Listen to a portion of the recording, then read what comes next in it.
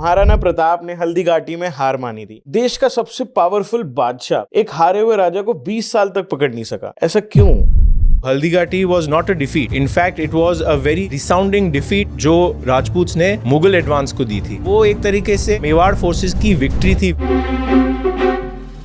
1582 में दीवार में 36,000 मुगल्स ने सरेंडर करा था। बहुत बुरी तरह से मुगलों को शिकस्त दी गई थी and they had to retreat. उनका माल असबाब पकड़ लिया गया था और उसके बाद से उन्होंने कभी हिम्मत ही नहीं की कि वापस वो मेवाड़ के अंदर एंटर हो। ऐसा खौफ आ गया था मुगल फोर्सेस में उस हार के बाद में कि they were not willing to fight Sanga in Khanwa. आप बाबरनामा को ढंग से पढ़िए। बाबरनामा कहता है कि फिर मुझे बहुत मुश्किल से शराब छोड़ने का नाटक करना पड़ा, सारी बॉटल्स तोड़नी पड़ी शराब की, मुझे जिहाद घोषित करना पड़ा, तब जाके मेरे जो सोल्जर्स थे वो खानवा के लिए रेडी हुए। They were terribly demoralised. Battle of Panipat, artillery won the day. Babur के साथ जो टेक्नोलॉजी थी, आज भी आप देखिए यूएस ईरान में वॉर हो रही है, टेक्नोलॉजी जीत रही है। Panipat and Khanwa, artillery and technology, अब इसमें कोई डाउट नहीं है कि मुगल्स के पास बेटर था। टेक्नोलॉजी की वजह से उनके पास एक एज था जिससे वो जीत पाए। जहां जहां मुगल्स जीतते थे वो वहां पर स्कल टावर्स बनाते थे। कभी सुना आपने स्कल टावर्स? स्कल टावर्स, अच्छा, वो मीनारे बनाते थे और उन मीनारों में वो जगह छोड़ते थे ईंटों के बीच में और पत्थरों के बीच में, और वहां जो हारे हुए सैनिक होते थे उनके सरों को काट काट कर फिट किया जाता था। चित्तौड़गढ़ में 30,000 इनोसेंट सिविलियंस का मैसेकर का ऑर्डर दिया था। In these 30,000 people there were old man, children, women, तो उनको भी मौत के घाट उतारा गया था। अगर कोई यूरोपियन किंग ने 30,000 लोगों की जान ली होती तो उसके नाम के आगे द ग्रेट तो कभी नहीं लगाते। बट इंडियन हिस्टोरियंस ने अकबर को हमेशा ग्लोरीफाई करा है। क्या ये सही है कि दैट जिस इंसान ने 30,000 लोगों की जान ली हो ब्रूटली, उसके नाम के आगे द ग्रेट लगाना? मेवाड़ और मुगलों की ये 1511 के पास शुरू होती है जो 1616 तक चलती है। Can you imagine a war which is going on for 100 years? First world war 5 साल चला था, सेकंड वर्ल्ड वॉर 5 साल चला था, 100 years तक कोई वॉर चल रही है, आप इमेजिन कर सकते हैं। एंड नो अदर हिस्टोरियन और writer has taken cognisance of this fact, या इसको इस एंगल से समझाया हो या देखा हो। Mewar Mughal war was a 100-year war.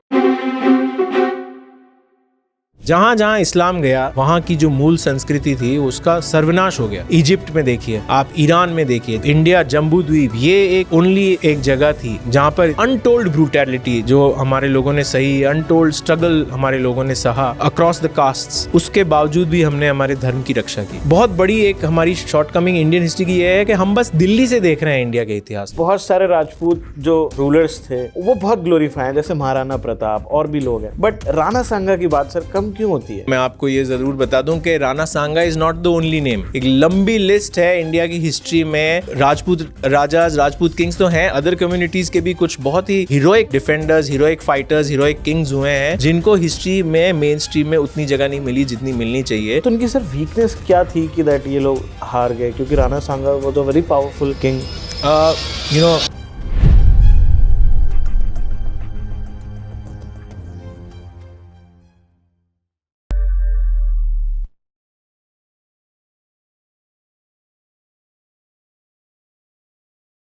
So hello guys, welcome back to the Prateek show. आपको और मुझको बचपन से एक चीज पढ़ाई गई है कि अकबर द ग्रेट था, अकबर महान था और राजपूत डिवाइडेड थे और वीक थे। महाराणा प्रताप ने हल्दी घाटी की लड़ाई में हार मानी थी। ये सारी चीजें हम सुनते हुए आए हैं। बट आज के इस पॉडकास्ट में मैं आपके सामने एक ऐसी शख्सियत को लेके आया हूं जो इन सारे भ्रमों को तोड़ देगा, जो आपको ये बताएंगे कि मिथ्स क्या है और रियलिटी क्या है। क्या राजपूत की पावर थी, कैसे मुगल्स ने इस देश को सिविलाइज किया या फिर नहीं, क्योंकि बहुत सारे लोग बोलते हैं कि मुगल्स ने इस देश में सिविलाइजेशन को लाया है। इन सारी चीजों को बात करेंगे जो आपको टेक्स्ट बुक में नहीं पढ़ाया जाता। आज के इस पॉडकास्ट में हम उन्हीं चीजों को डिस्कवर करेंगे। तो इस पॉडकास्ट में मेरे साथ हैं डॉक्टर अभिमन्यु सिंह आरहा, जो कि एक एसोसिएट प्रोफेसर हैं in JNU of medieval history, जिन्होंने पढ़ाई करी है from Saint Stephen college and फिर उधर प्रोफेसर भी रहे और आज JNU में काम कर रहे हैं as a researcher, as a professor, and उनके आर्टिकल्स इंटरनेशनली पब्लिश होते हैं। एक रेनोन्ड हिस्टोरियन है, तो उनके साथ आज हम इस पॉडकास्ट में जानेंगे सारे फैक्ट्स को, रियलिटी को। तो इस पॉडकास्ट में बने रहना। और अभी तक अगर तुमने मेरा चैनल सब्सक्राइब नहीं करा तो सबसे पहले जाके चैनल को सब्सक्राइब करो। अगर नहीं करते अच्छी बात नहीं है, जाओ चैनल को सब्सक्राइब करो। मैं मिलता हूं सीधा पॉडकास्ट में बिना किसी डिले के। 1 2 3। So hello guys, welcome to the another episode. और आज हमारे साथ एक बहुत ही इंटरेस्टिंग पर्सनालिटी है and we are honoured to have him, mister Abhimanyu Singh आरहा। Sir, great to have you on my show. Thank you so much. So एक ऑनेस्ट सवाल मैं आपसे पूछना चाहता हूँ। महाराणा प्रताप ने हल्दी घाटी में हार मानी थी, यह हमें बार बार बताया गया एंड कई बार बताया गया। देश का सबसे पावरफुल बादशाह एक हारे हुए राजा को 20 साल तक पकड़ नहीं सका, ऐसा क्यों? Absolutely. First of all, before I answer the question, thanks Pratik for having me over. आप जैसे young mind से interact करना, it's a great pleasure. So thank you for having me here. And coming to your question, actually Indian history की ये एक बहुत बड़ी irony रही है, विडंबना रही है कि जो हमारे हिस्ट्री राइटिंग है और हिस्ट्री का जो नैरेटिव है वो बहुत ही यूनिडायमेंशनल रहा है। तो अब ये भी जो फैक्ट है कि महाराणा प्रताप को हल्दी घाटी में हराया गया था, ये उस यूनिडायमेंशनल नैरेटिव का नतीजा है। अगर आप स्ट्रेटेजिकली देखें तो Haldi Ghati was not a defeat, in fact it was a very resounding defeat जो राजपूत्स ने मुगल एडवांस को दी थी। और जो एक, अगर आपको एक नटशेल में बता दिया जाए तो बेसिकली जो हल्दी घाटी का दर्रा था या जो पास था उसमें एक टैक्टिकल रिट्रीट की गई थी ताकि जो मुगल आर्मी है वो उस पास के अंदर आए और उनको एम्बुश कर दिया जाए। और ऐसा नहीं हुआ, मुगल्स बाहर ही रुक गए and they called it of the day. तो वो एक तरीके से मेवाड़ फोर्सेस की विक्ट्री थी, विजय थी।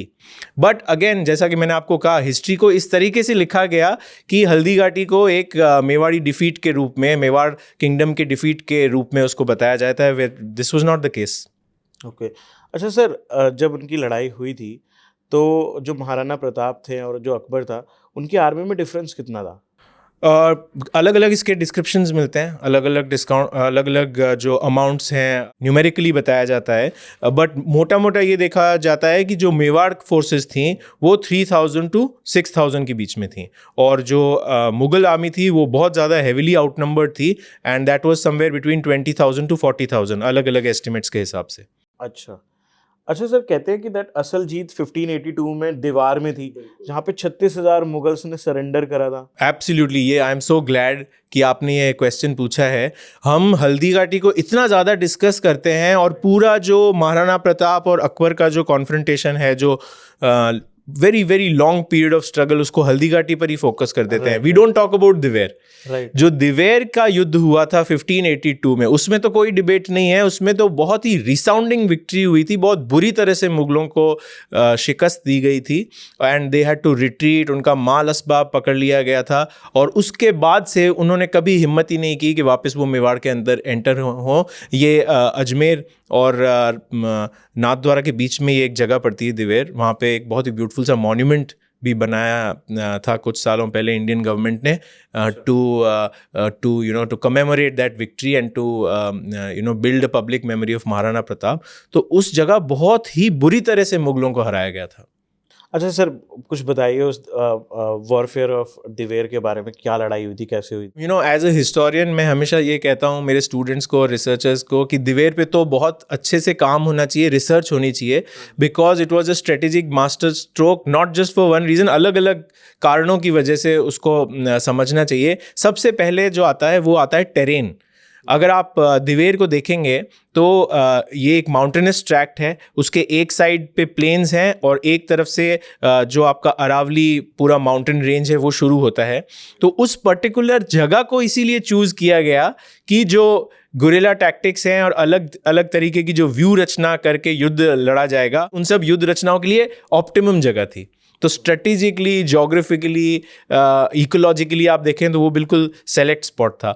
फिर वहाँ पर not just the Mewari forces, there were other, I mean not just the forces which had already been fighting, उसके अलावा भी कुछ जत्थे थे। उनको इस तरीके से महाराणा प्रताप और महाराणा अमर सिंह जी ने उनको इनकॉर्पोरेट किया युद्ध में कि they gave a very fitting reply to the Mughals. और जो पूरा मुगल ऑफेंसिव था उसकी कमर तोड़ दी गई। मुगल जो कैंप्स थे उनको पूरी तरह से नष्ट कर दिया गया था दिवेर के युद्ध में। अच्छा, So it's a very interesting location.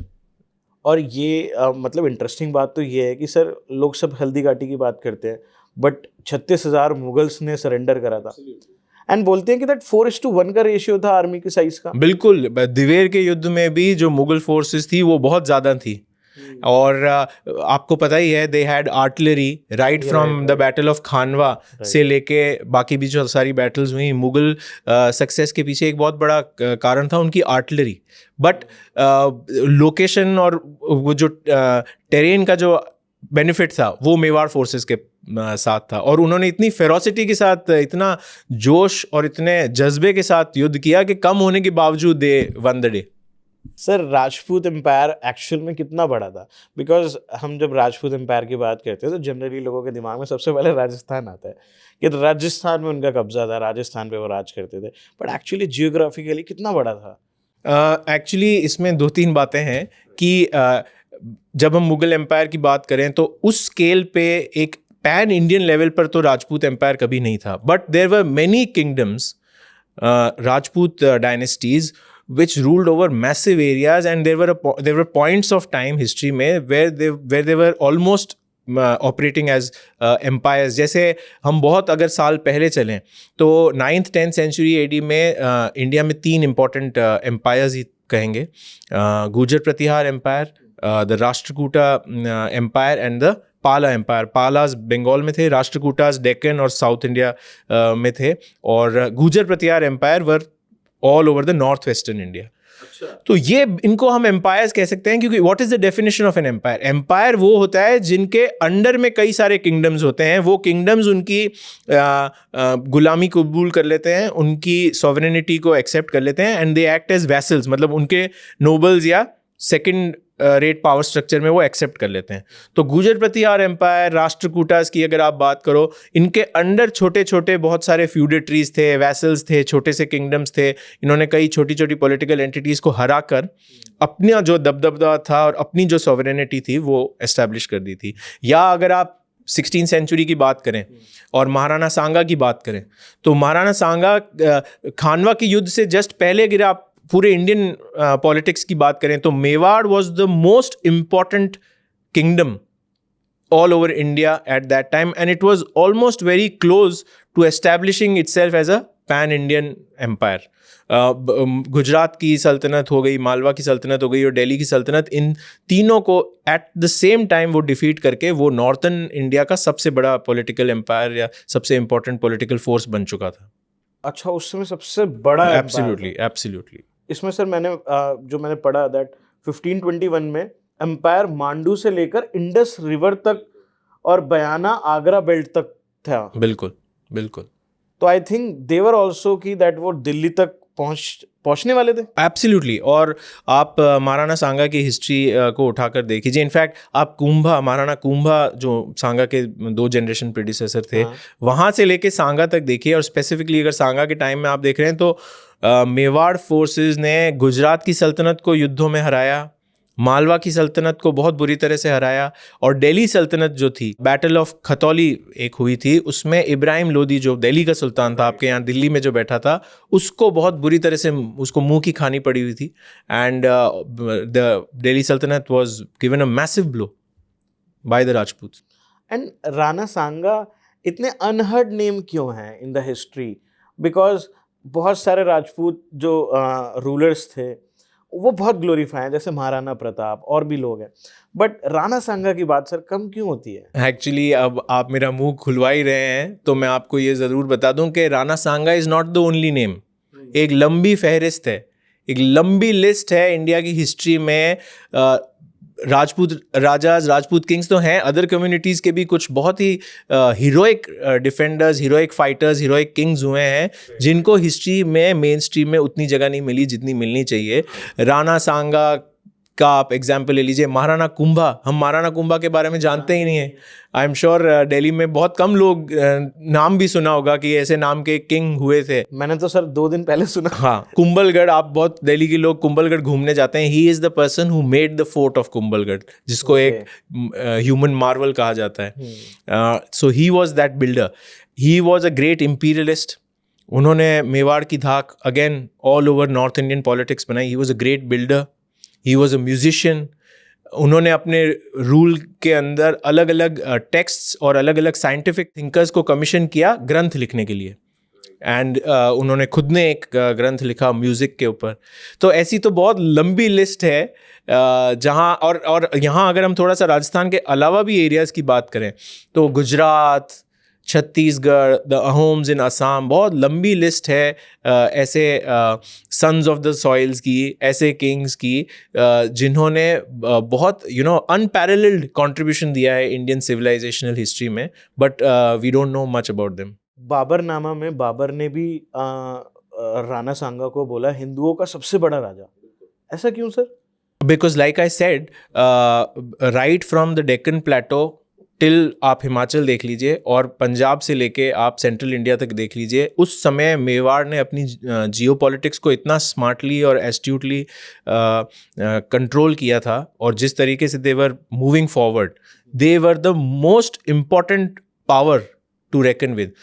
लोहा लेने के लिए जब बाबर यहाँ आया था तो उसको ये बात बहुत अच्छे से पता थी कि जो सबसे बड़ा challenge Mughal power, Mughal empire को इंडिया में दे सकता है तो वो राजपूत्स हैं under the leadership of Sanga and Mewar. तो इनकी सर वीकनेस क्या थी कि दैट ये लोग हार गए? क्योंकि Rana Sanga was a very powerful king. One of the biggest reasons why the defeat of Khanwa happened क्योंकि आर्टिलरी जो मैंने आपको बताया था. और फिर आप देखिए कुछ आयरनी, कुछ विडंबनाएं समय की भी होती है. खानवा के युद्ध में हारने से पहले सांगा ने एक भी बैटल, एक भी लड़ाई हारी नहीं थी.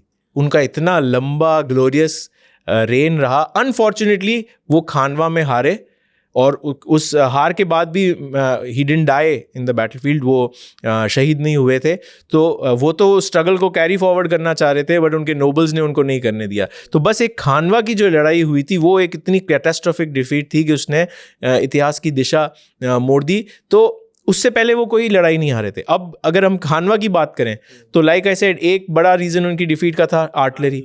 अब दूसरा ये था कि कुछ समय की विडंबनाओं में कुछ गलतियां भी हो गई. जब हम हमेशा जब खानवा की बात करते हैं तो हम एक और बहुत इंपॉर्टेंट युद्ध की बात नहीं करते हैं, battle of Bayana. Battle of Bayana कुछ अरसे पहले ही एक बैटल हुई थी, very very bloody, very very fierce battle, जिनमें मुगलों की बैंड बजाती थी मेवाड़ फोर्स ने. अच्छा, सांगा वन दैट बैटल. ऐसा खौफ आ गया था मुगल फोर्सेस में उस हार के बाद में कि they were not willing to fight Sanga in Khanwa. आप बाबरनामा को ढंग से पढ़िए. बाबरनामा कहता है कि फिर मुझे बहुत मुश्किल से शराब छोड़ने का नाटक करना पड़ा, सारी बॉटल्स तोड़नी पड़ी शराब की, मुझे जिहाद घोषित करना पड़ा, तब जाके मेरे जो सोल्जर्स थे वो खानवा के लिए रेडी हुए. They were terribly demoralised. इतना बुरी तरह से मारा था बयाना में. बट अब जो मैं विडंबना की बात कर रहा था, बयाना की जीत के बाद में उनको जाना था टुवर्ड्स आगरा. वहाँ पे फाइनल शोडाउन होने वाला था. अब अनफॉर्चुनेटली सांगा ने जो रूट लिया वो एक लंबा रूट ले लिया. एक जगह है भुसावर, तो उन्होंने बयाना से आगरा जाने के लिए भुसावर वाला रूट लिया और जो स्ट्रेट रूट था वो रूट नहीं लिया. सांगा की इसके पीछे ये स्ट्रेटेजिक थिंकिंग थी कि ऑन द मार्च और ज़्यादा जत्थे ज्वाइन करेंगे और they will be in a better position to fight. But यहाँ पे प्रॉब्लम ये हो गई कि वो जो 1-1.5 महीने का डिले हुआ वहाँ पहुँचने में, Babur got the time to lay his guns. जो उनकी तोपें थी उनको बहुत ही स्ट्रांगली डिप्लॉय करने का बाबर को टाइम मिल गया. वो अगर टाइम नहीं मिलता, ऐसा बहुत हिस्टोरियंस लिखते हैं, हालांकि हिस्ट्री में हम ऐसा कंजेक्चरल नहीं सोच सकते थे कि ऐसा हुआ होता तो वैसा हो जाता, प्रेजेंट ही बदल जाता था. हमारे राजस्थान में एक कहावत है कि अगर भुआसा के मूछें होती तो काकोसा हो जाते, तो भुआ जी की अगर मूछें आती तो वो चाचा जी बन जाते. तो ऐसा कंजेक्चरल हिस्ट्री तो हम नहीं कर सकते. But this was a major strategic flaw. वो जो इन्होंने एक्स्ट्रा टाइम दिया ओपोनेंट को, वो टाइम नहीं दिया होता और बयाना की इतनी शानदार और रिसाउंडिंग विक्ट्री के इमीडिएटली 3-4 दिन में या हफ्ते भर में अगर अटैक कर दिया होता खानवा में तो परखच्चे उड़ जाते मुगल फोर्स के. सर जब मतलब हम काफ़ी सारे किंग्स के बारे में पढ़ते हैं जो बहुत महान थे या फिर बहुत बहादुर थे, बट जब मैंने इनके बारे में पढ़ा तो लिटरली गॉट गूज बम्स कि 80 से ज़्यादा शरीर पे वाउंड्स हैं, एक हाथ है, एक आंख है, और फिर भी 100 से ज़्यादा बैटल्स को लड़ना, बिल्कुल, मतलब बहादुरी का एब्सोल्युटली एक प्रतीक। हाँ, एपिटोम, मतलब पिनिकल ऑफ ब्रेवरी, बिल्कुल। सर ऐसे ही राजपूतों में ये क्या था कि सर धड़ लड़ता रहता था, सर अलग हो जाता था, एक हाथ से लड़ाई लड़ रहे हैं? It's a very interesting question. अभी आप सांगा का एग्जाम्पल ले रहे हो, आप बहुत सारे दूसरे एग्जाम्पल्स भी लीजिए। एक हमारे मारवाड़ में बहुत ही famous leader and war hero and fighter थे दुर्गादास जी, दुर्गादास राठौड़। उन्होंने औरंगजेब को नाको चने चबवा दिए थे और ही लेड मारवाड़ इनटू फ्रीडम। उन्होंने 25 साल तक मारवाड़ की इंडिपेंडेंस के लिए मुगलों से लोहा लिया। ही मतलब ही was a very strong man physically, और उनकी पूरी उम्र ही आप देख रहे हैं कि हॉर्स बैक पर ही निकली, घोड़े की पीठ पर ही उन्होंने अपनी पूरी जिंदगी बिता दी। वो he was always on the move. तो ये लोग फिजिकली इतने स्टर्डी होते थे, इतने पावरफुल होते थे कि they could achieve these heroic deeds. एक बहुत ही फेमस पेंटिंग है दुर्गादास राठौड़ जी की, वेयर वो अपना रात का खाना खा रहे हैं, तो बाटियां जो हैं, दाल बाटी, वो वाली बाटियां राख पे सिक रही हैं। हॉर्स बैक पर उन्होंने पूरा आर्मर पहना हुआ है, पूरा कवच कुंडल पहना हुआ है, हॉर्स बैक पे अपने भाले से गरम बाटी को उठा के, तो खाना भी उनका जो है वो हॉर्स बैक पर ही होके फिर अगले दिन या रात को वापस लड़ाई करनी है। तो ये एक उनका कल्चर होता था, वे ऑफ लिविंग होती थी। और आप राजपूत हिस्ट्री को थोड़ा सा गहराई में अगर आप पढ़ेंगे तो war was a way of life. बच्चा 2-2.5 साल का पैदा होता था, उसको घुड़सवारी मस्त होती थी, उसको आर्म्स के साथ जो एक बचपन में खेल खेल में ही आपको सीखना होता था। और बैटल्स और लड़ाइयाँ तो छोड़ दीजिए, आप राजपूत हिस्ट्री पढ़िए, हमारी राजपूत पोएट्री पढ़िए, छोटे छोटे इश्यूज में 10-10, 12-12, 13-13 साल के लड़कों में अगर लड़ाई हो गई थी तो वो लड़ाई लड़ लेते थे, एक दूसरे को मार देते थे। War was like a sport for the Rajput. ये कहीं आपको किसी टेक्स्ट बुक में, हिस्ट्री की बुक में, किसी आर्टिकल में ये बात नहीं मिलेगी। But if you go deep down in Rajput history, जो हमारी ख्यात्स हैं, विगत्स हैं, जो हमारी मार्शल पोएट्री हैं, वो आप पढ़ेंगे तो लड़कपन में ही it was like a sport. चलते चलते लड़ाई किसी से कर ली, लोहे से घाव ले लिया। So it was a way of life, more than anything, and it was a way of living. और मैंने और भी कई जगह बात की है कि जो एक सिविलाइजेशनल ईथॉस हमारा था, उसमें वॉर, बैटल, शस्त्रों के साथ खेलना, ये एक सब मतलब एक बहुत ही इनग्रेन्ड चीज़ थी, बचपन से ही आपको सिखाया जाता था। यही सर हिस्ट्री की बड़ी खूबसूरती है हमारी राजपूत हिस्ट्री की। We have such great warriors in our history, जिनके बारे में आज शायद लोग समझेंगे, पढ़ेंगे तो उनको बहुत मज़ा आएगा। सर बाबर के पास पानीपत में 1526 में 12,000 ट्रूप्स थे। इब्राहिम लोदी के पास 1 लाख प्लस 100,000 से ज़्यादा एलिफेंट्स थे। स्ट्रैटेजी क्या थी? गन पाउडर फील्ड बैटल में क्या इंडिया में पहली बार हुआ था? और ये कैनन टैक्टिक लोदी एलिफेंट्स पे कैसा बैकफायर था? बिफोर वी डिस्कस दिस, एक तो मैं आपको बात बता देता हूँ कि हम जो हमारी हिस्ट्री क्या है कि ओवरवेलमिंगली रिलायबल है मुगल सोर्सेज पे। राइट, ठीक है। और मुगल सोर्सेज भी ऐसा नहीं है कि दे आर इनफॉलिबल, या उसमें कोई कमी नहीं थी, या प्रेजुडिस नहीं था, या वो कोई एक एजेंडा के तहत नहीं लिख रहे थे। बाबर अपनी हर लड़ाई में खुद के नंबर तो मिनिमम बताता है और सामने वाले का एकदम बढ़ा चढ़ा के बताता है, ताकि जैसे आप और मैं 500 साल बाद जब बाबरनामा पढ़ रहे हैं तो अपने को लगता था यार बाबर क्या आदमी था कि 12,000 लोगों ने 1 लाख को हरा दिया। तो मुगल सोर्सेज में एक बहुत तगड़ा प्रेजुडिस देखने को मिलता है, राइट फ्रॉम बाबर से लेकर औरंगजेब तक के टाइम में। तो एक तो I have as a historian doubts on these numbers. वो हमेशा अपने नंबर कम करके बताता है, सामने वाले के नंबर इन्फ्लेट करके बताता है। So that is one problem. And Baburnama में 3-4 जगहों पे मैं I can give you proofs कि there is prejudice at work, मतलब वो जानबूझ के चीज़ों को एक अलग तरीके से पोर्ट्रे करने की कोशिश कर रहे हैं। तो वो था। Then coming to your question, जो एग्जैक्ट आपने क्वेश्चन पूछा है, उसमें देखिए ये है कि ये लोग जो Babur, to be very objective, बहुत न्यूट्रल होके अगर मैं आपको एनालिसिस करके बताऊंगा तो ये बहुत ही बैटल हार्डन्ड सेना थी। ये लोग फरगना सेंट्रल एशिया में एक जगह है, वहाँ से लड़ते लड़ते काबुल से लड़ते लड़ते पेशावर से दे एंटर्ड पंजाब में इन्होंने कई लड़ाइयाँ लड़ी, लड़ते लड़ते अपना रास्ता बनाते बनाते पानीपत तक पहुँचे। तो देवर बैटल हार्डन्ड, और इन्होंने बहुत एक्सपोजर के साथ में युद्ध को हैंड्स ऑन अप्रोच, जो आप लोग बोलते हैं कॉर्पोरेट वर्ल्ड में, हैंड्स ऑन अप्रोच लेके आए थे ये युद्ध की। जबकि जो दिल्ली सल्तनत की जो वॉर मशीनरी थी वो इतनी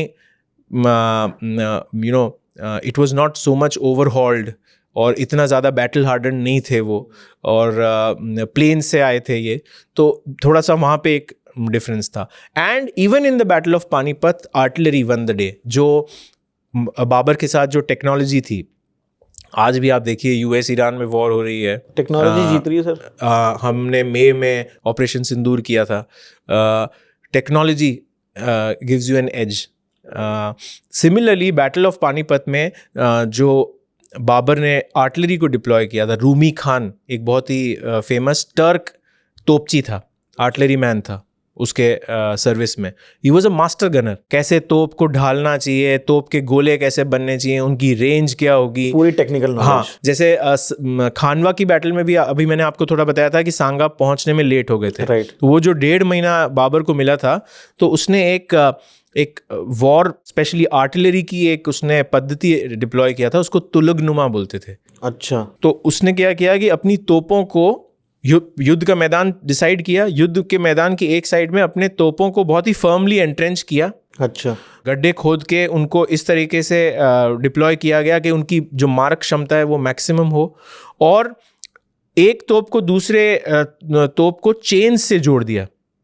तो वो इसलिए किया गया था क्योंकि उन्होंने डीप स्टडी की हुई थी, क्योंकि उनको पता था कि राजपूत की सबसे बड़ी जो स्ट्रेंथ है, उनका जो यूएसपी है, वो है कैवलरी चार्ज। इतना खूंखार कैवलरी चार्ज, मतलब घोड़े फुल फोर्स में हैवी कैवलरी के साथ में घोड़ों का चार्ज होता है, उसके आगे कोई नहीं टिक पाता है।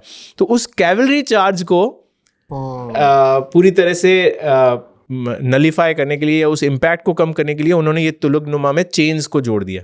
Okay. So Panipat and Khanwa, artillery and technology, अब इसमें कोई डाउट नहीं है कि मुगल्स के पास बेटर था। टेक्नोलॉजी की वजह से उनके पास एक एज था जिससे वो जीत पाए। इधर के लोग तो सर जब वो आए होंगे तो चौंक गए होंगे देख के कि ये क्या हो रहा है। एब्सोल्युटली। एक और मैं आपको इंटरेस्टिंग चीज़ बताऊं जो बाबरनामा में ही हमको पढ़ने को मिलती है, एक और टेक्निक को बाबर ने इस्तेमाल किया था, वर्लिंग टेक्निक बोलते हैं उसको। अच्छा। तो जैसे दो सेनाएं आपस में भिड़ गई हैं, दो कैवलरीज आपस में भिड़ गई हैं, तो हेड ऑन फाइटिंग करने की बजाय एक टुकड़ी जो होती थी वो पीछे से निकल के और घूम के, वर्लिंग मतलब ऐसे चक्कर लगा के, हाँ, तो वो चक्कर लगा के पीछे से और साइड से, फ्लैंक से एनिमी ओपोनेंट को अटैक करता था। ओके। ये बिल्कुल इंडिया के लिए, इंडिया की वॉर टेक्नोलॉजी के लिए, राजपूत जैसे बैटल करते थे उसमें ये नई टेक्नोलॉजी थी, और इसने डेवास्टेटिंग इफेक्ट किया पानीपत में भी और खानवा में भी। हमारे यहाँ ये था ना कि शौर्य के साथ लड़ना है, बहादुरी के साथ लड़ना है, उसूल, और दिन में ही अटैक करना है, रात को अटैक नहीं करना है। अब हालांकि सर ये ठीक था आपके हिसाब से, ये एक इंटेलिजेंस फेलियर था कि समय के हिसाब से उनको अपनी तौर तरीके बदल लेने चाहिए थे? ये बड़ा आपने डिफिकल्ट क्वेश्चन पूछ लिया है। इसके मैं 2 आंसर्स देना चाहूँगा। As a historian and as a strategic expert अगर देखा जाए तो दीज वर ब्लंडर्स जो नहीं करनी चाहिए थी, और इन ब्लंडर्स की वजह से ही हम लोग हारे। वरना तराइन के बैटल से लेके और खानवा तक की बैटल तक का अगर आप हिस्ट्री उठा कर देखें तो कोई एक अलग ही हिस्ट्री होती इंडिया की। हमारा सिविलाइजेशनल प्रोग्रेशन एक अलग लेवल पर होता, तो वो वहाँ पे मैं कंसीड करूँगा, एक्सेप्ट करूँगा। बट सेकंड जो मैं आंसर देना चाहूँगा, आपने लक्ष्य मूवी देखी है? हाँ, ऋतिक रोशन। उसमें एक सीन होता है कि पाकिस्तानी सोल्जर्स हमारी सोल्जर्स की बॉडी को म्यूटिलेट कर देते हैं, और अमिताभ बच्चन जो ब्रिगेडियर का रोल प्ले करते हैं, अमिताभ बच्चन उनको बोलते हैं कि इन पाकिस्तानी सोल्जर्स की बॉडीज़ को भी इज्जत के साथ दफनाओ। तो 2-3 सोल्जर्स जो होते हैं वो अनकंफर्टेबल हो जाते हैं, एंड देन वो जो ब्रिगेडियर होते हैं वो पूछते हैं कि व्हाट्स रॉन्ग विद यू, तो वो एक्सप्लेन करते हैं कि सर उन्होंने हमारी सोल्जर्स की बॉडी को म्यूटिलेट किया था। तब आपको याद है कि अमिताभ बच्चन का क्या डायलॉग होता है? वो जो ब्रिगेडियर साहब होते हैं वो कहते हैं हम में और उनमें कुछ फ़र्क है और ये फ़र्क रहना चाहिए। तो अगर आप इमोशनली मुझसे पूछेंगे तो भले ही हमसे गलतियां हुई, बट हमने जो धर्म था, जो हमारी सिविलाइजेशनल प्राइड था, सिविलाइजेशनल ईथॉस है, उसको ज़िंदा रखा। और राजपूतों को इतना ग्लोरीफाई और इतना माना ही इसीलिए जाता है क्योंकि उन्होंने जो मॉरल कोड ऑफ कंडक्ट था बड़ी शान से लड़े, मरे, कटे, हार गए, जीत गए, वो एक अलग बात है, बट किस धार्मिक वैल्यूज के साथ आप लड़ रहे हो वो भी एक बहुत महत्वपूर्ण चीज़ है। तो उन सब चीज़ों को अगर देखते हैं तो दिस वाज द डिफाइनिंग इतिहास में सर अगर बहादुरी की चमक देखी जाए तो बहुत थी राजपूतों में, कि that they have instinct like कि वॉरियर थे, पक्के वॉरियर थे। बिल्कुल बिल्कुल, मतलब द डीएनए वाज सच कि जैसा कि मैंने आपको कहा बचपन से ही उसी चीज में बड़े होते थे, इवॉल्व होते जाते थे, मार्शल टू द कोर। अच्छा, क्या सर, क्या ये हिंदू मुस्लिम वॉर था जब मुगल्स इंडिया में आए, या ये प्रोपेगेंडा था? अगर ये प्रॉपरली रिलीजियस वॉर था तो अकबर ने अपनी बेटी की शादी राजपूत प्रिंस के साथ क्यों की, और राजपूत मान सिंह मुगल जनरल क्यों बना? What is that propaganda? क्योंकि लोग इसको बड़ा कंट्रोवर्सी मानते हैं कि राजपूत मुगलों में जाके मिल गए, तो व्हाट योर टेक? आपने बड़ा मल्टी फैसेटेड, बहुत ही लंबा चौड़ा क्वेश्चन पूछ लिया, इसके एक दो आंसर्स नहीं हो सकते। सबसे पहले तो देखिए, हम हिस्ट्री को जब पढ़ते हैं या समझते हैं या उसकी बात करते हैं तो हमको उस पीरियड में जाकर देखना चाहिए कि चीज़ें कैसी हो रही हैं, उस टाइम क्या कंडीशंस थी, क्या परिस्थितियां थी, and how were humans interacting with each other. हम हमारी आज की 21st सेंचुरी की जो सेंसिबिलिटीज़ हैं या अपनी जो सोच है या जो अपना बिहेवियरल पैटर्न है वो उस एज पर थोप नहीं सकते हैं। तो हिंदू वर्सेस मुस्लिम से ज़्यादा it was like foreigners versus indigenous people, you know.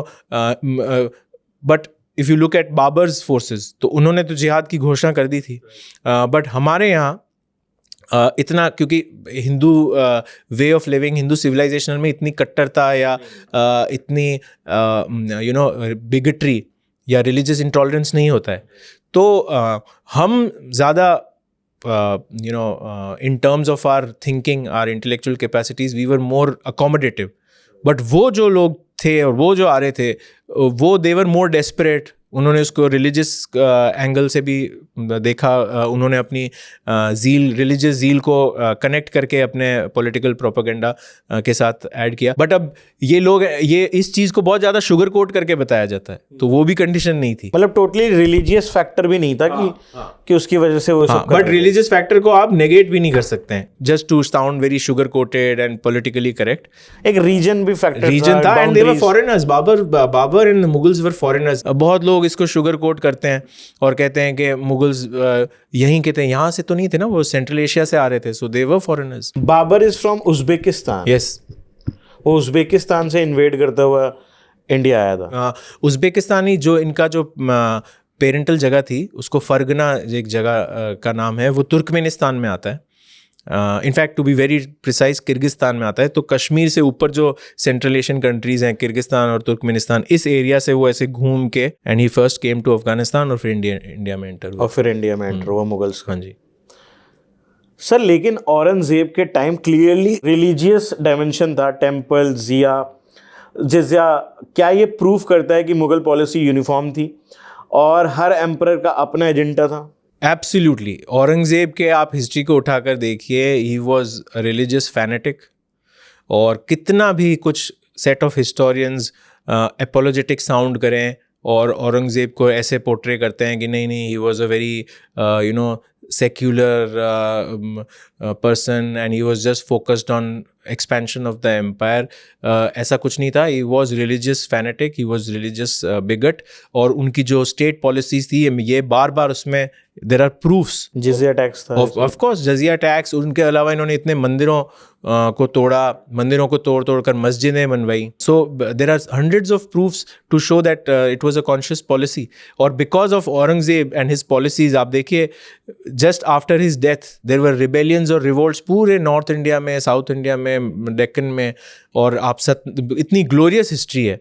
आप सतनामीज़ को देखिए, सिख्स की हिस्ट्री देखिए, जाट्स की हिस्ट्री देखिए, सब ने मुगलों का पूरा बोरिया बस्तर साफ कर दिया था। पूरा एम्पायर हैड टू डिसइंटीग्रेटेड उनकी पॉलिसीज़ की वजह से। अच्छा, in the history of India who was the brutal Mughal emperor ever? देखिए, brutality was the order of the day. Brutal तो सब जो लड़ाई करते थे वो ब्रूटल होते थे, बट देयर वर इंस्टेंसेस और कुछ प्रैक्टिसेस थी जिनमें Mughals were very they were far ahead of the others. और अगेन मैं आपको एक बात बताता हूँ जो बहुत कम जगह आपको पढ़ने का और सुनने को मिलेगा। जहाँ जहाँ मुगल्स जीतते थे वो वहाँ पर स्कल टावर्स बनाते थे। कभी सुना है आपने स्कल टावर्स? स्कल टावर्स, अच्छा, स्कल वो के टावर्स। मीनारे बनाते थे और उन मीनारों में वो जगह छोड़ते थे ईंटों के बीच में और पत्थरों के बीच में, और वहाँ जो हारे हुए सैनिक होते थे उनके सरों को काट काट कर फिट किया जाता था। इसको स्कल टावर्स बोलते थे।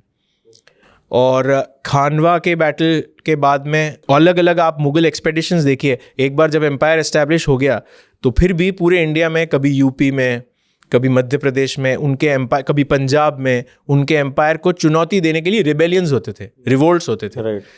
इन रिवोल्ट्स को कुचलने के लिए जब जब ये एक्सपेडिशंस भेजते थे तो यहाँ पे ये स्कल टावर्स बनाते थे। तो ऐसा कभी इंडियन हिस्ट्री में या राजपूत हिस्ट्री में तो ऐसा सुनने को नहीं मिलता था कि स्कल टावर बनाया जा रहा है। तो देयर वर मेनी इंस्टेंसेस।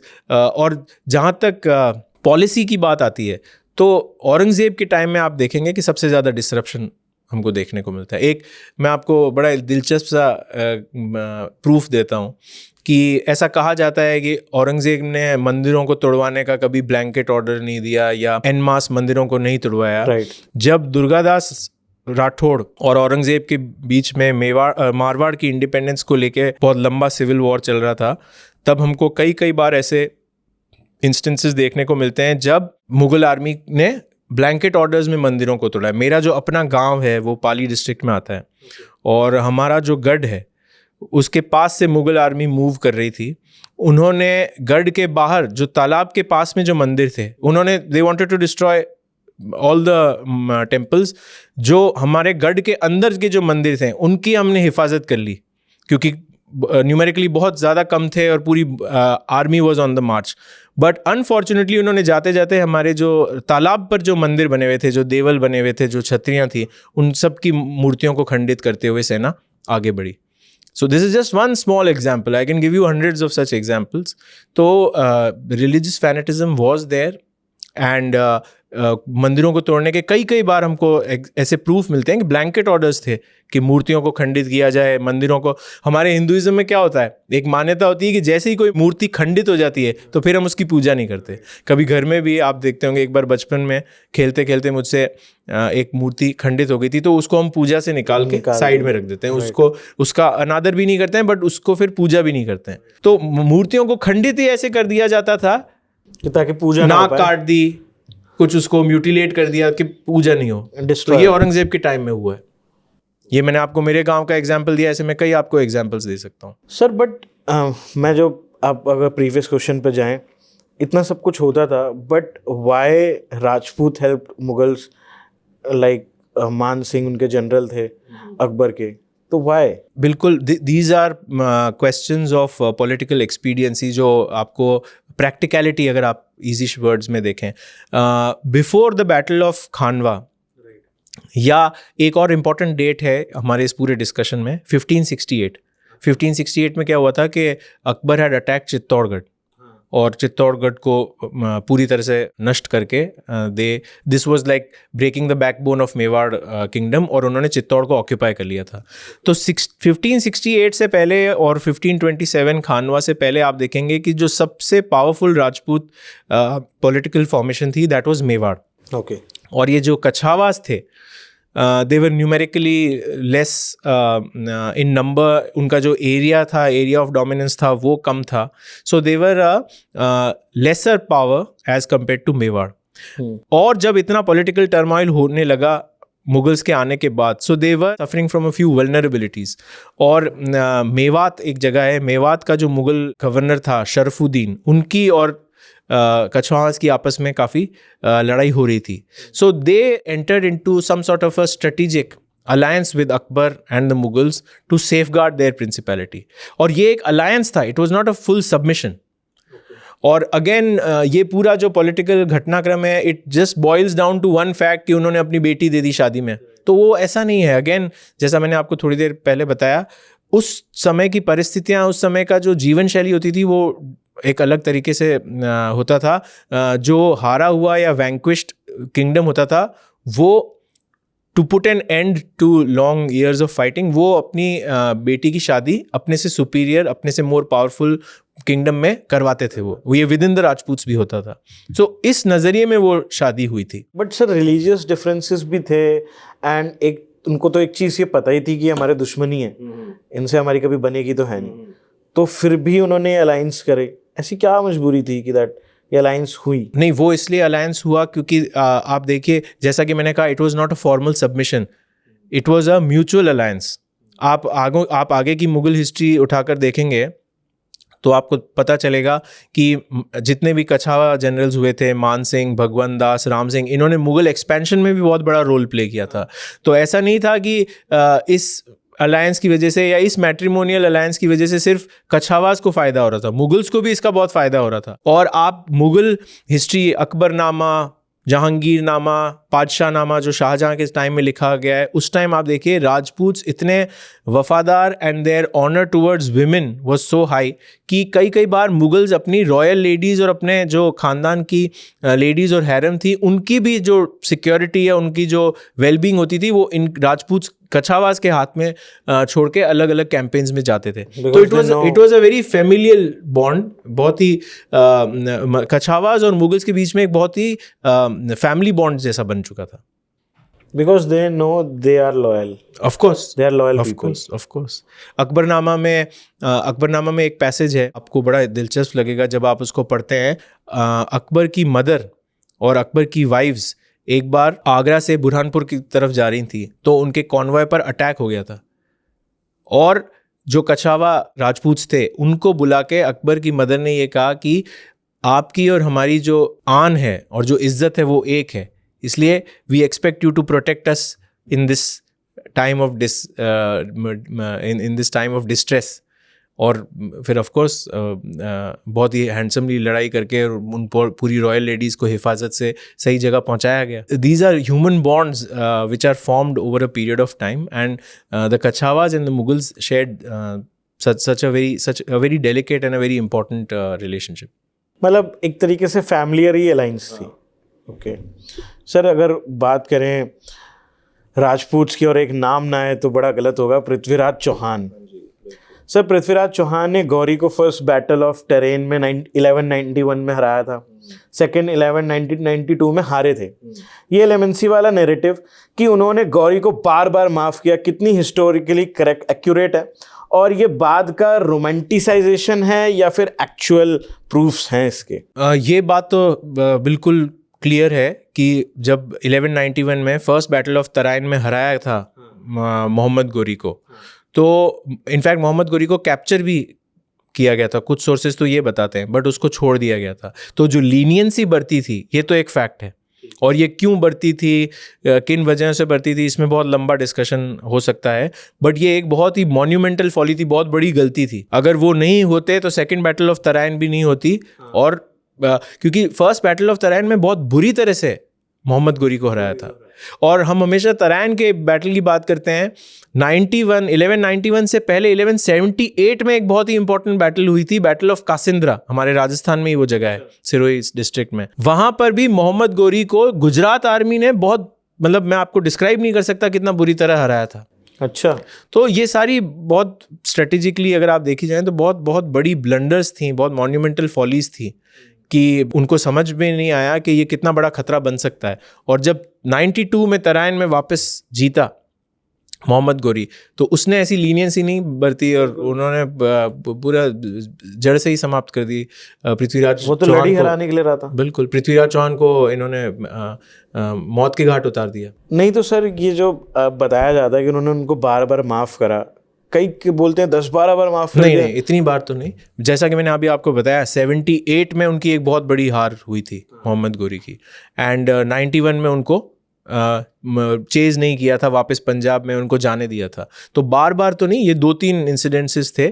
और यहाँ पर देखिए, जब युद्ध होता है या वॉर होता है ना, तो इमोशन से नहीं होता है, उसमें टेक्नोलॉजी, आपकी कितनी ताकत है और आपका कितना परसिवरेंस है, ये चीज़ें बहुत मैटर करती है। अब तराइन का जो सेकंड बैटल है और इसमें जो जीत हुई है मोहम्मद गोरी में, इसमें we have to give credit to his tenacity. वो लगा रहा, इतनी बुरी तरह हारने के बाद वो बार बार आ रहा था, उसमें वो जुनून था। अब मेरे को तो पहली बार ये मोहम्मद गोरी और पृथ्वीराज चौहान की लड़ाई के बारे में एक स्पीकर थे, उन्होंने बताया, वो समझा रहे थे कि दैट अगर आप किसी चीज़ को चाह लो और उसके पीछे करते जाओ एग्जैक्टली तो आपको जीत एक ना एक बार तो मिलेगी। है, बिल्कुल। तो वो टेनेसिटी, वो डेस्परेशन, हर ऑड्स के खिलाफ जाके, आप उस आदमी की आप माइंड फ्रेम में के अंदर जाके देखिए, उसमें कितनी ताकत होगी दिमागी तौर पे, कि जिस साल वो हारा है इतनी बुरी तरह से, वापस अगले साल वो सेना लेके आ रहा है, उसमें कितना दम चाहिए होता है। तो वॉर और युद्ध में ये सब चीज़ें मैटर करती हैं। सिर्फ ख्याली तौर पे आप युद्ध नहीं लड़ सकते या उसको आप जज नहीं कर सकते, वहाँ तो फिर जो जिसमें जितना पावर है। तो जब ये हुआ था, जैसे बताते हैं कि किंग्स होते थे, उनके पास अपने वजीर होते थे, सलाहकार होते थे, उनको सलाह देते थे स्ट्रेटेजिकली बनाने के लिए। तो क्या पृथ्वीराज चौहान को नहीं थी कि भाई आपने बार बार हरा रहे हो और बार बार आप छोड़ रहे हो? बिल्कुल, that's a very interesting and intelligent question. कहीं ना कहीं जो उस समय के पॉलिसी मेकर्स रहे होंगे, उनका एक फेलियर था। जैसे हमने आर्टिलरी के केस में देखा, जैसे हम मोहम्मद गोरी के केस में देखते हैं। एज ए हिस्टोरियन ये मेरा पर्सनल ओपिनियन भी है कि हमारे उस समय का जो इंटेलेक्चुअल एलीट था, वो ये ढंग से समझ नहीं पाया कि ये कितना बड़ा खतरा है हमारी सिविलाइजेशनल के लिए। कोई किसी एक पर्टिकुलर किंगडम या किसी एक पर्टिकुलर राजपूत डायनेस्टी के लिए नहीं, ये तो एक वेव है जो आज नहीं तो कल हमारे घरों में आएगी और पूरी तरह से हमारी हिस्ट्री को, हमारी उस चीज़ को भाप नहीं पाए। बिल्कुल, इसमें कोई दो राय नहीं है कि ये तो सब कुछ चाहते हैं। एग्जैक्टली एक बहुत बड़ी कमी रह गई वहाँ पे। जो इंटेलेक्चुअल एलीट था और जो पॉलिसी मेकर था, वो ढंग से समझ ही नहीं पाया कि ये कितना बड़ा डेंजर है। सर, राजा मान सिंह की जब बात होती है, लेकिन मुगल जनरल हल्दीराम घाटी में महाराणा प्रताप के खिलाफ लड़ा। हिस्टोरिकली क्या उन्हें ट्रेटर कहना फेयर है या ये प्योर सर्वाइवल डिप्लोमेसी थी? नहीं, यहाँ पे इट इज़ नॉट कि मतलब आप इसको ऐसे नहीं देख सकते हैं कि वो ट्रेटर थे। जैसा कि मैंने अभी थोड़ी देर पहले कहा, एक बाकायदा पॉलिटिकल अलायंस हो चुका था कछवा और मुगलों के बीच में।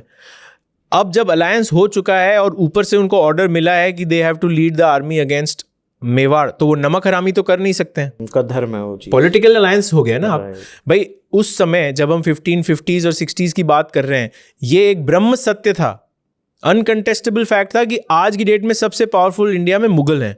अब इस ब्रह्म सत्य के साथ, इस फैक्ट के साथ आपको जीना है, आपको अपनी किंगडम की, अपनी पॉलिटिकल सर्वाइवल का वो सब मद्देनज़र करके then you have to conduct yourself. और जब अलायंस बन चुका है तो फिर आपको इस अलायंस में जो हैवी हैंड था वो तो मुगल्स का था, और आपको अगर ऑर्डर मिल रहा है कि आपको जाकर लड़ना है उनके खिलाफ, तो there is no other option but to follow it. Akbar एक बहुत बड़ा मुगल में नेम है जिसको लोग बहुत अच्छा मानते हैं, और he was the one of the greatest emperor in India, right?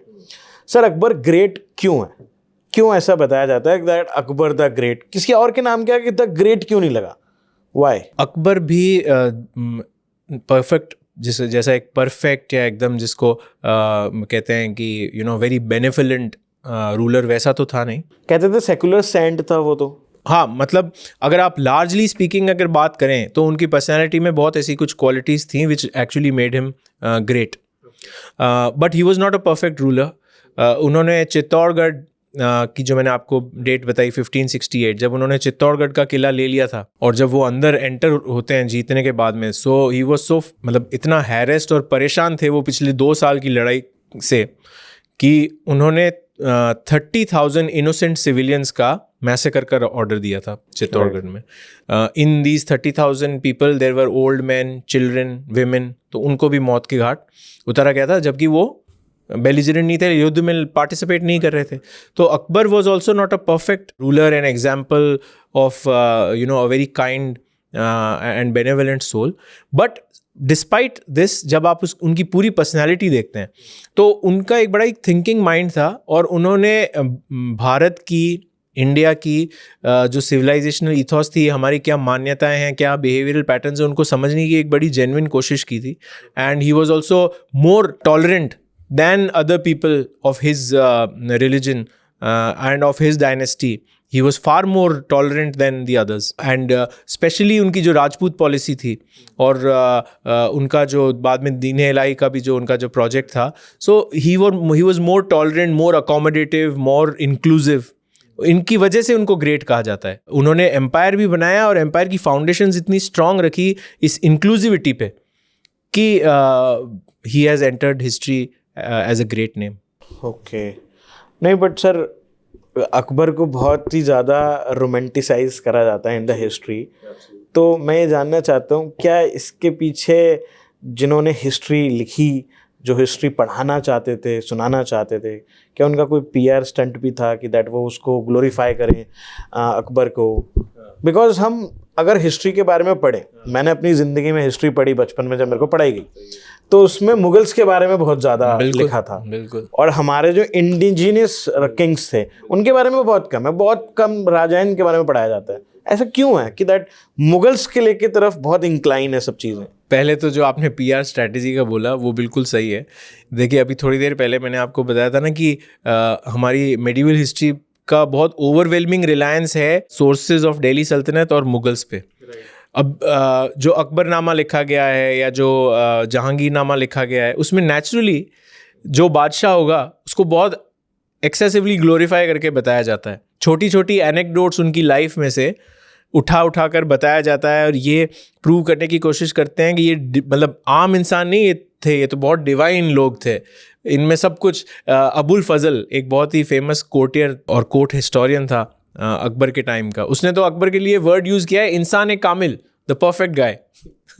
तो छोटी छोटी एनेक्डोट्स थी अकबर की लाइफ में से उठाकर. एक रिवर क्रॉसिंग की थी अकबर ने, यमुना में बहुत तगड़ा उफान आया हुआ था, और वो अपने हाथी के ऊपर बैठ के उन्होंने पूरी सेना को नदी पार करनी थी. उनको स्विमिंग नहीं आती थी, फिर भी वो अपने किसी तरह ही managed to cross the river with his elephant.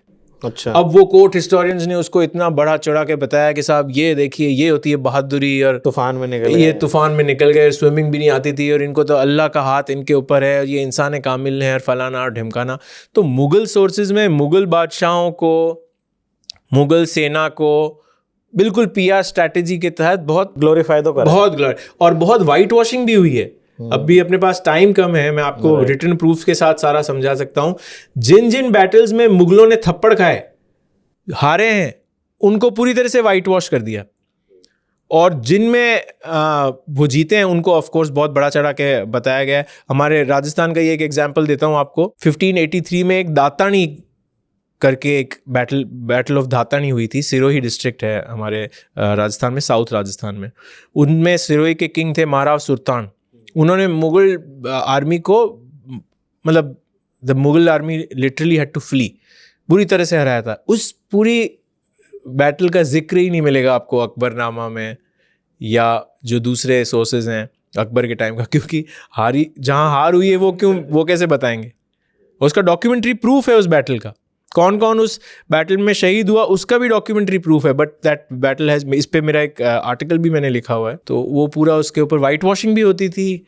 बादशाहों को बहुत बड़ा चढ़ा के पीआर स्ट्रैटेजी के तहत बताया जाता था, ताकि हिस्ट्री में लोग उनको वैसे ही. औरंगजेब के तो बहुत ऐसे एग्जाम्पल्स आपको मिलेंगे. जितनी भी एक लंबी ट्रेन है, फहरिस्त है औरंगजेब के अपोलोजेटिक हिस्टोरियंस की. आज भी 21st सेंचुरी में भी कुछ हिस्टोरियंस उसको बहुत ग्लोरीफाई करके देखते हैं, जबकि ऐसा कुछ नहीं था. आप औरंगजेब के प्रूफ्स देखिए. वो एक्चुअली में उसकी पर्सनालिटी अलग थी, और उसको उस पीआर स्ट्रैटेजी में कोर्सेज में एक अलग तरीके से प्रोजेक्ट किया जाता है. बट कहते हैं औरंगजेब बहुत ही क्रूर राजा था. एब्सोल्युटली, बहुत क्रूर. उनकी पर्सनालिटी में कुछ ऐसे ट्रेट्स थे which were quite you can say disturbing, और disturbing is a strong word, but उनकी पर्सनैलिटी में कुछ चीज़ें थी जो बहुत ही ईजीली गले नहीं उतरती। वो बहुत ही ज़्यादा शक्की किस्म के आदमी थे। उनको खुद का अपना जो बेटा था, सगा बेटा, उनका वो भरोसा नहीं करते थे। He never trusted his father, he never trusted his real brother, he never trusted his sons. Of course उस टाइम की पॉलिटिक्स भी ऐसी ही थी, बट बहुत बहुत ज़्यादा एक्सेसिव सेंट्रलाइजेशन और किसी पे ट्रस्ट नहीं करना। सर एक बहुत इंटरेस्टिंग सवाल है और बहुत कंट्रोवर्शियल भी है। सर अकबर का चित्तौड़गढ़ सीज 30,000 लोगों को आपने बताया उन्होंने मार दिया था। अकबर, अगर कोई यूरोपियन किंग ने 30,000 लोगों की जान ली होती तो उसको उसके नाम के आगे द ग्रेट तो कभी नहीं लगाते, बट इंडियन हिस्टोरियंस ने अकबर को हमेशा ग्लोरीफाई करा है। क्या ये सही है कि दैट जिस इंसान ने 30,000 लोगों की जान ली हो ब्रूटली, उसके नाम के आगे द ग्रेट लगाना? बिल्कुल, इनफैक्ट आपने बिल्कुल सही बोला है कि इस पे क्वेश्चंस कैन बी रेज्ड, और ये आपके क्वेश्चन को आंसर करने से पहले वही बात मैं बताना चाहूँगा कि मेडिवल इंडियन हिस्ट्री और मुगल टाइम्स की जो हिस्ट्री है उसको बहुत ही ओवरवेलमिंगली मुगल सोर्सेज के बेस पे ही लिखा गया है। और हमारा जो 20th सेंचुरी यानी कि 1920s 30 से लेके अभी तक भी बहुत जो हिस्टोरियंस हुए हैं और हिस्ट्री राइटिंग का जो पैटर्न हुआ है, उन्होंने उन्हीं सोर्सेज को और आगे के जो हिस्टोरियंस ने जिस तरीके से अकबर को ग्लोरीफाई किया है और जिस तरह से पोर्ट्रे किया है उसको as it is cut copy paste करके उसी चीज़ को आगे कैरी फॉरवर्ड किया है। तो कभी भी उसको एक क्वेश्चनिंग एटीट्यूड से नहीं देखा गया है, which needs to be done. क्योंकि जैसा कि आपने कहा कि ये एक जो इंस्टेंस है, इट इज़ अ ब्लॉट, एक धब्बा है अकबर के करियर के ऊपर कि उन्होंने युद्ध जीतने के बाद ऐसी क्या परिस्थितियां हो गई कि ये ऑर्डर देना पड़ा। तो और भी छोटे छोटे इंस्टेंसेस हैं, बट वो क्वेश्चनिंग एटीट्यूड होना चाहिए, वो क्वेश्चनिंग एक आपका माइंड फ्रेम होना चाहिए, तब आप पता चलेगा कि आप सही तरीके से इवैल्यूएशन या मूल्यांकन कर सकते हैं उनकी पर्सनैलिटी का। और सेकंड, मैं जो बात कहना चाहूँगा, I am very happy that you raise this particular point. Chittorgarh की जो सीज है 1568 वाला, वैसा तो युद्ध और वैसा परिस्थितियां तो भूतो न भविष्यति। आप पूरी इंडियन हिस्ट्री उठाकर देख लीजिए, this was one of the most massive and fierce battles ever fought in the history of India. आप कभी चित्तौड़गढ़ फोर्ट गए हैं? यस, बाहर से देखा है सर। कभी आप अंदर से देखना। मैं अभी कुछ दिन पहले ही वहाँ गया था। एक तो it is so huge, right, 10 kilometre पहले से आपको गाड़ी से दिखने लग जाता है। इट्स बिल्ट ऑन अ प्लेटो। और जब आप फोर्ट के बिल्कुल सामने हैं, फोर्ट के सामने एकदम फोर्ट से मुखातिब हो रहे हैं, तो इस कॉर्नर ऑफ रेटिना से लेके इस कॉर्नर ऑफ रेटिना तक वो चित्तौड़गढ़ फोर्ट फैला हुआ है। इतना ह्यूज, इतना मैसिव है कि मतलब कोई फेरी टेल कैसल जैसा लगता है और it blows your mind away. और हमारे अपने हिंदी में और राजस्थानी में एक कहावत भी है कि गढ़ तो गढ़ चित्तौड़, बाकी सब गढ़ैया। कि रियल सेंस में, प्रोपोर्शंस में तो फोर्ट या कैसल वही है, बाकी सब बहुत छोटे मोटे गढ़ या कैसल हैं। तो बहुत ही इंपॉर्टेंट बैटल थी, बहुत ही इंपॉर्टेंट फोर्ट था। एंड अनफॉर्चुनेटली महाराणा प्रताप पे या चित्तौड़गढ़ पे आज तक टिल डेट, हमें आज़ादी मिले 70 साल हो गए हैं, 70-75 साल, कोई भी अच्छी state of the art movie नहीं बनी। अगर मुझे 100 करोड़ रुपए मिले और मैं अगर महाराणा प्रताप पे एक हिस्टोरिकल अच्छी मूवी बनाऊं, तो the opening scene would be the siege of Chittorgarh. क्योंकि इतना 2 साल तक का मतलब भयंकर संघर्ष चला वहाँ पे। मतलब जो डिस्क्रिप्शंस हैं उस बैटल के, रोंगटे खड़े कर देते हैं। जो चित्तौड़गढ़ की जो वॉल थी उस पर कॉन्टिन्यूस बॉम्बार्डमेंट हो रहा था आर्टिलरी का। दिन को या शाम को एक पोर्शन उस वॉल का टूटता था और जो अंदर राजपूत थे वो कंटिन्यूइंग आर्टिलरी और कंटिन्यूइंग फायर में वापस उस फोर्ट की वॉल को वापस चुनवा के बना देते थे। Can you imagine this? मतलब तोड़ रहे थे, वो तोड़ रहे थे और बन रहा था साइमल्टेनियसली। Okay. और क्या मतलब कितने लोग वहाँ पर शहीद हुए होंगे उस वॉल को वापस रिकंस्ट्रक्ट करने में। ऐसा कंटिन्यूसली होता जा रहा था। तो ऐसी परिस्थितियों में वो लड़ाई हुई। तो इस पर तो एक बहुत ही शानदार एक सिनेमाटोग्राफिक सीन बन सकता है कि किस तरीके से चित्तौड़गढ़ का इतना भीषण 2 साल तक का संग्राम चला। एंड अल्टीमेटली जब मैं पढ़ रहा था तो मेरे तो रोंगटे खड़े हो रहे थे। वो कह रहे थे कि जब वो तोपों को उन्होंने खराब करने की उन्होंने सोच रहे थे कि तोप को खराब कैसे करें, तो उन्होंने अपने सर दे दिया उसके अंदर। बिल्कुल। ताकि वो गीली हो जाए, वो खराब हो बिल्कुल जाए। बिल्कुल बिल्कुल जैम हो जाती है। आप सोचिए मतलब कितना पेनफुल फॉर्म ऑफ डेथ रहा होगा। ये पूरा का पूरा आपको राजपूत हिस्ट्री में से एक नहीं, ऐसे कई उदाहरण मिलेंगे कि जब आर्टिलरी को फेल कैसे करना है कैवलरी चार्ज से पहले, तो सर दे देते थे कैनन के अंदर। Peak of bravery. Peak of bravery. मजबूरी, डिप्लोमेसी या सर्वाइवल। सर ये पॉडकास्ट का सबसे सेंसिटिव क्वेश्चन है। राजपूत किंग्स अंबर, जयपुर, बीकानेर मुगल अलायंस में गए, अपनी बेटियां दी, जनरल मुगल आर्मी में भेजे। ये बिट्रेयल था अपने फेलो राजपूत्स के साथ, या ये एक प्रैक्टिकल स्ट्रेट क्राफ्ट था? और क्या सिर्फ मेवाड़ को ट्रू राजपूत बोलकर बाकी को डिसमिस कर देना हिस्टोरिकली क्या फेयर है? नहीं, ये बहुत ही अनफेयर है। एंड थोड़ा सा इस क्वेश्चन को समझाने के लिए आपको हिस्ट्री के डीप उतरना पड़ेगा और आपको ये समझना पड़ेगा कि on the eve of Mughal invasion, जिस समय Mughals were knocking at the doors of Rajasthan, हमारा पॉलिटिकल स्ट्रक्चर कैसा था। ये कहना बिल्कुल गलत होगा कि बीकानेर, जोधपुर, आमेर, जो स्टेट का करेक्ट प्रोनाउंसिएशन इज आमेर, यानी कि जो जयपुर वाले, जयपुर बाद में बना, इन्होंने सरेंडर कर दिया या ये ट्रेटर्स हैं, ये कहना बिल्कुल गलत होगा। क्यों? I will just explain it to you. We need to understand the political structure. Khanwa का युद्ध 1527 में हुआ, तब तक मेवाड़ वॉज नंबर 1, तो that was the first blow. ठीक है। और 1568 में मेवाड़ किंगडम की बैकबोन जो थी वो बुरी तरह से टूट गई थी। Of course they bounced back after that, but 1568 was another major blow. तो 27 और 68 के बीच में Mewar was the most important political formation of North India, और ये जो सारे छोटे छोटे प्रिंसली स्टेट्स और किंगडम्स थे, ये ऑलमोस्ट उनके सबसर्विएंट थे, उनके वैसल्स थे, उनके एम्पायर का पार्ट थे।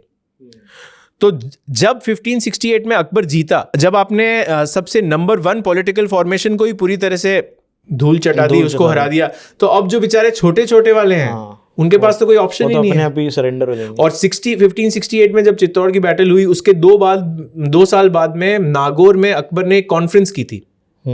उसको अकबर्स नागौर कॉन्फ्रेंस बोलते हैं। अच्छा। तो उस कॉन्फ्रेंस का ही ये एक एजेंडा था कि भाई हमने आपके आका को, हमने आपके सरदार को, हमने आपका जो सरपरस्त है, जिसके अंडर आप पॉलिटिकली एग्जिस्ट कर रहे हैं, उसको बहुत ही मॉर्टल ब्लो दिया है। हमने मेवाड़ को बहुत बुरी तरह से हरा दिया है। अब आपका ऑप्शन है, क्या करना है, रेजिस्ट करना है या हमको हमारे साथ हाथ मिलाना है। तो ऐसी परिस्थिति में आप खुद सोच के बताइए, पॉलिटिकली और प्रैक्टिकली क्या करेगा आदमी। नागौर कॉन्फ्रेंस के बाद में बीकानेर, जैसलमेर, जोधपुर, इन सब ने one after the other, Bundi, इन सब ने मुगल पैरामाउंटसी को स्वीकार कर लिया। एक्चुअली सिचुएशन ऐसी हाँ, and it was an alliance. ऐसा नहीं हो रहा है कि बिल्कुल घुटने टेक दिया। It was a political alliance. They could also resist, they could also rebel. और एक बड़ी इंटरेस्टिंग सी बात बता दूं, 1570 की कॉन्फ्रेंस के बाद भी हमारे मारवाड़ के एक शासक हुए थे, रावचंद्र सेन जी, उन्होंने और महाराणा प्रताप ने अपना स्ट्रगल कंटिन्यू रखा। अच्छा, वो नहीं झुके। कॉन्फ्रेंस के बाद भी न प्रताप झुके, न चंद्रसेन झुके, और सिरोही के महाराव सुल्तान, ये तीनों ने बिल्कुल भी सरेंडर नहीं किया। बहुत लंबा चौड़ा स्ट्रगल कैरी ऑन किया और नाको चने चबवा दिए थे मुगल्स को राजस्थान में। तो सर कहते हैं कि राजपूत इसलिए भी हार गए क्योंकि ये आपस में यूनाइटेड नहीं थे। क्या ये सही है? ये कुछ हद तक सही है, बट इसके कुछ एक्सेप्शंस भी हमको देखने को मिलते हैं। मतलब अगर आप पर्टिकुलर एक टाइम पीरियड को उठाकर ये क्वेश्चन पूछ रहे हैं, तो कई बार ऐसा था कि यूनिटी की एक कमी थी। और कई ऐसे एस्टैब्लिश्ड हिस्टोरियंस ने ये लिखा है, ये मेरा पर्सनल व्यू नहीं है। वीडी महाजन, जादूनाथ सरकार, बहुत सारे ऐसे एस्टैब्लिश्ड हिस्टोरियंस हैं जिन्होंने ये यूनिटी वाला पॉइंट उठाया है। बट अगर आप इसका थोड़ा सा, अगर हम लार्ज पैनोरामिक व्यू लें और पूरी राजपूत हिस्ट्री की बात करें 9th सेंचुरी से लेके 18th सेंचुरी तक, तब कई बार ऐसा देखा जाता था कि यूनाइटेड भी एफर्ट्स होते थे। जैसे तराइन की बैटल ले लीजिए आप, तो उसमें चौहान्स के साथ साथ और भी बहुत सारे क्लैंस थे राजपूतों के जो लड़े थे। Kachhwaha was also fought in the battle of Tarain, both the battles of Tarain. और भी परमार्स थे, एंड सो सब ने यूनाइटेड होकर लड़ाई लड़ी थी। या अगर हम और पहले चले जाएं 8th-9th सेंचुरी में देखते हैं, तो बाप्पा रावल और ललितादित्य मुक्तपीड़, और ललितादित्य मुक्तपीड़ कश्मीर के राजा थे, तो इन्होंने यूनाइटेड फ्रंट्स बनाई थी। बट हाँ, कुछ सेलेक्ट पॉइंट्स में अगर देखें, तो अगर यूनाइटेड फ्रंट रहा होता तो चीज़ें काफ़ी डिफरेंट होती। मतलब टफ कंपटीशन टफ कॉम्पिटिशन। अब हम चित्तौड़गढ़ का एग्जाम्पल ले लेते हैं। ये जो 1568 वाली आपको मैं सीज बता रहा हूँ, सीज का मतलब होता है कि आपने किले को पूरा घेर लिया है तोपों से, कैवलरी से। तो चित्तौड़गढ़ को सीज पूरा ले कर दी थी। 2 साल तक मुगल सेना ने चारों तरफ से घेर रखा था और बॉम्बार्डमेंट भी चल रहा था, सैलीज भी हो रही थी। सैली का मतलब है इन्फेंट्री, पैदल सैनिक, और कैवलरी भी भाग भाग के फोर्ट पर अटैक कर रहे थे। और 2 साल तक ये बहुत ही भयंकर खूनी संघर्ष चला। बट अब इस दौरान अगर पीछे से मुगल्स के ऊपर कोई परमार या बूंदी वाले या कोई आपके राठौड़ भी अगर कोई अटैक कर देते तो भागने की जगह नहीं मिलती अकबर को।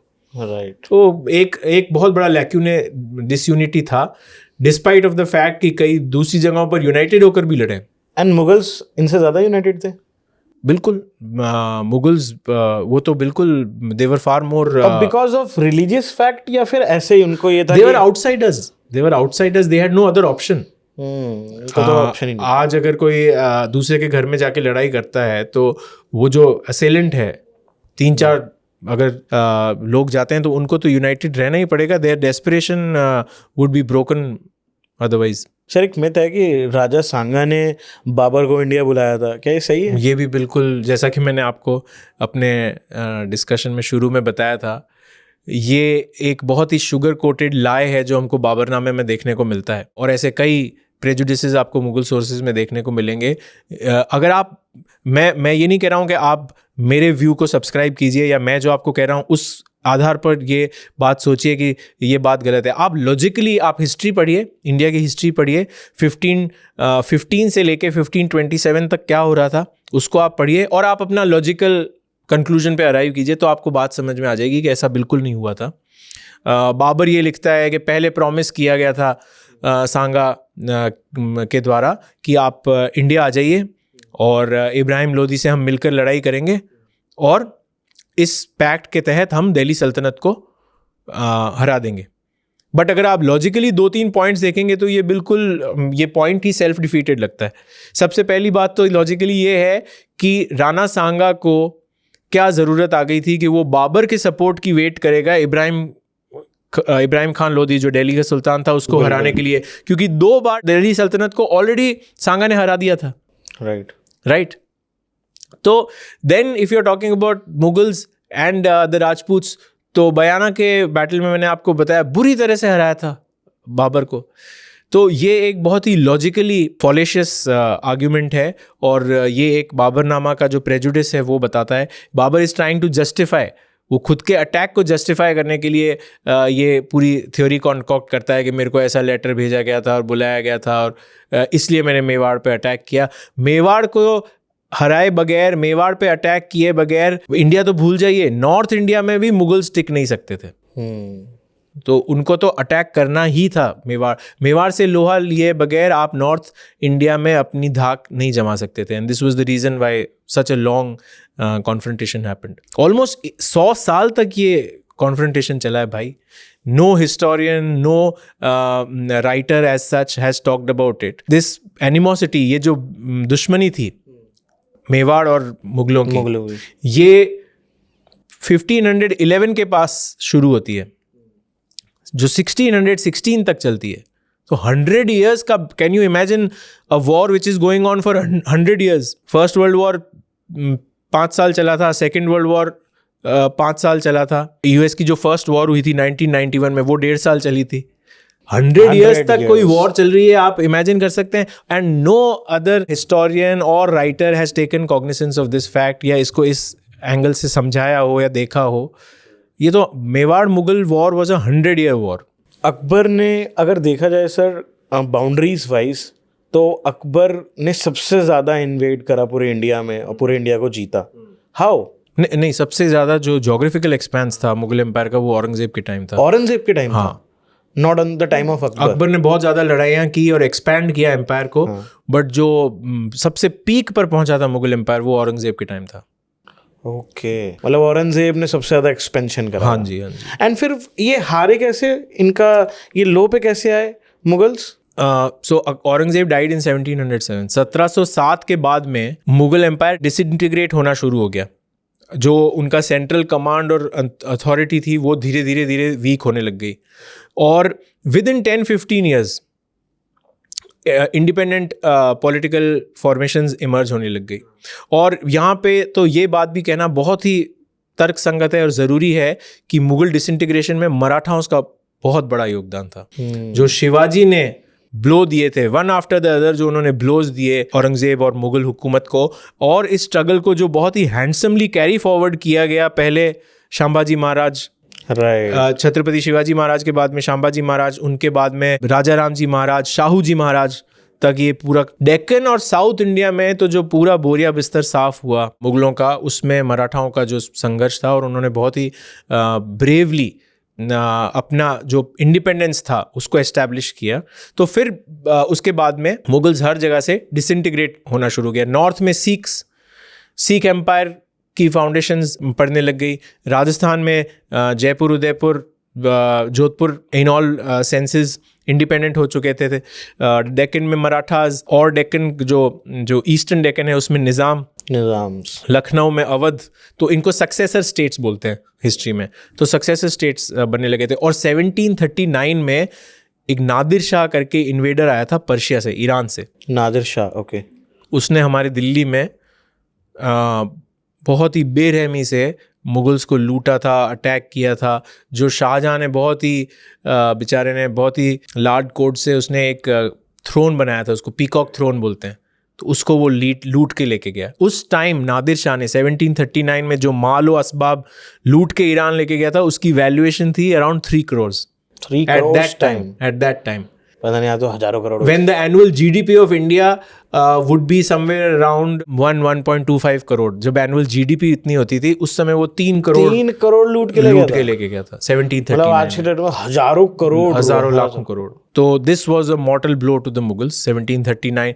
उसने नादिर शाह ने हमारी दिल्ली को भी बहुत बेरहमी से यहाँ पे इनोसेंट लोगों का कत्लेआम करवाया था। उसको दिल्ली में हमारे दिल्ली के लोग उसको नादिर शाह जल्लादी बोलने लग गए थे, क्योंकि उसने बच्चों को, बूढ़ों को, औरतों को दिल्ली शहर में हमारे शाहजहानाबाद में बेरहमी से गाजर मूली की तरह कटवाया था। सर, मुगल्स ने हमसे लिया भी बहुत कुछ, बट हमें तो कुछ चीज़ें दी भी हैं शायद। अगर मुगल्स इंडिया ना आते तो इंडिया की आज इंडिया कैसा दिखता? ये तो अगेन थोड़ी कंजेक्चरल हिस्ट्री हो जाएगी।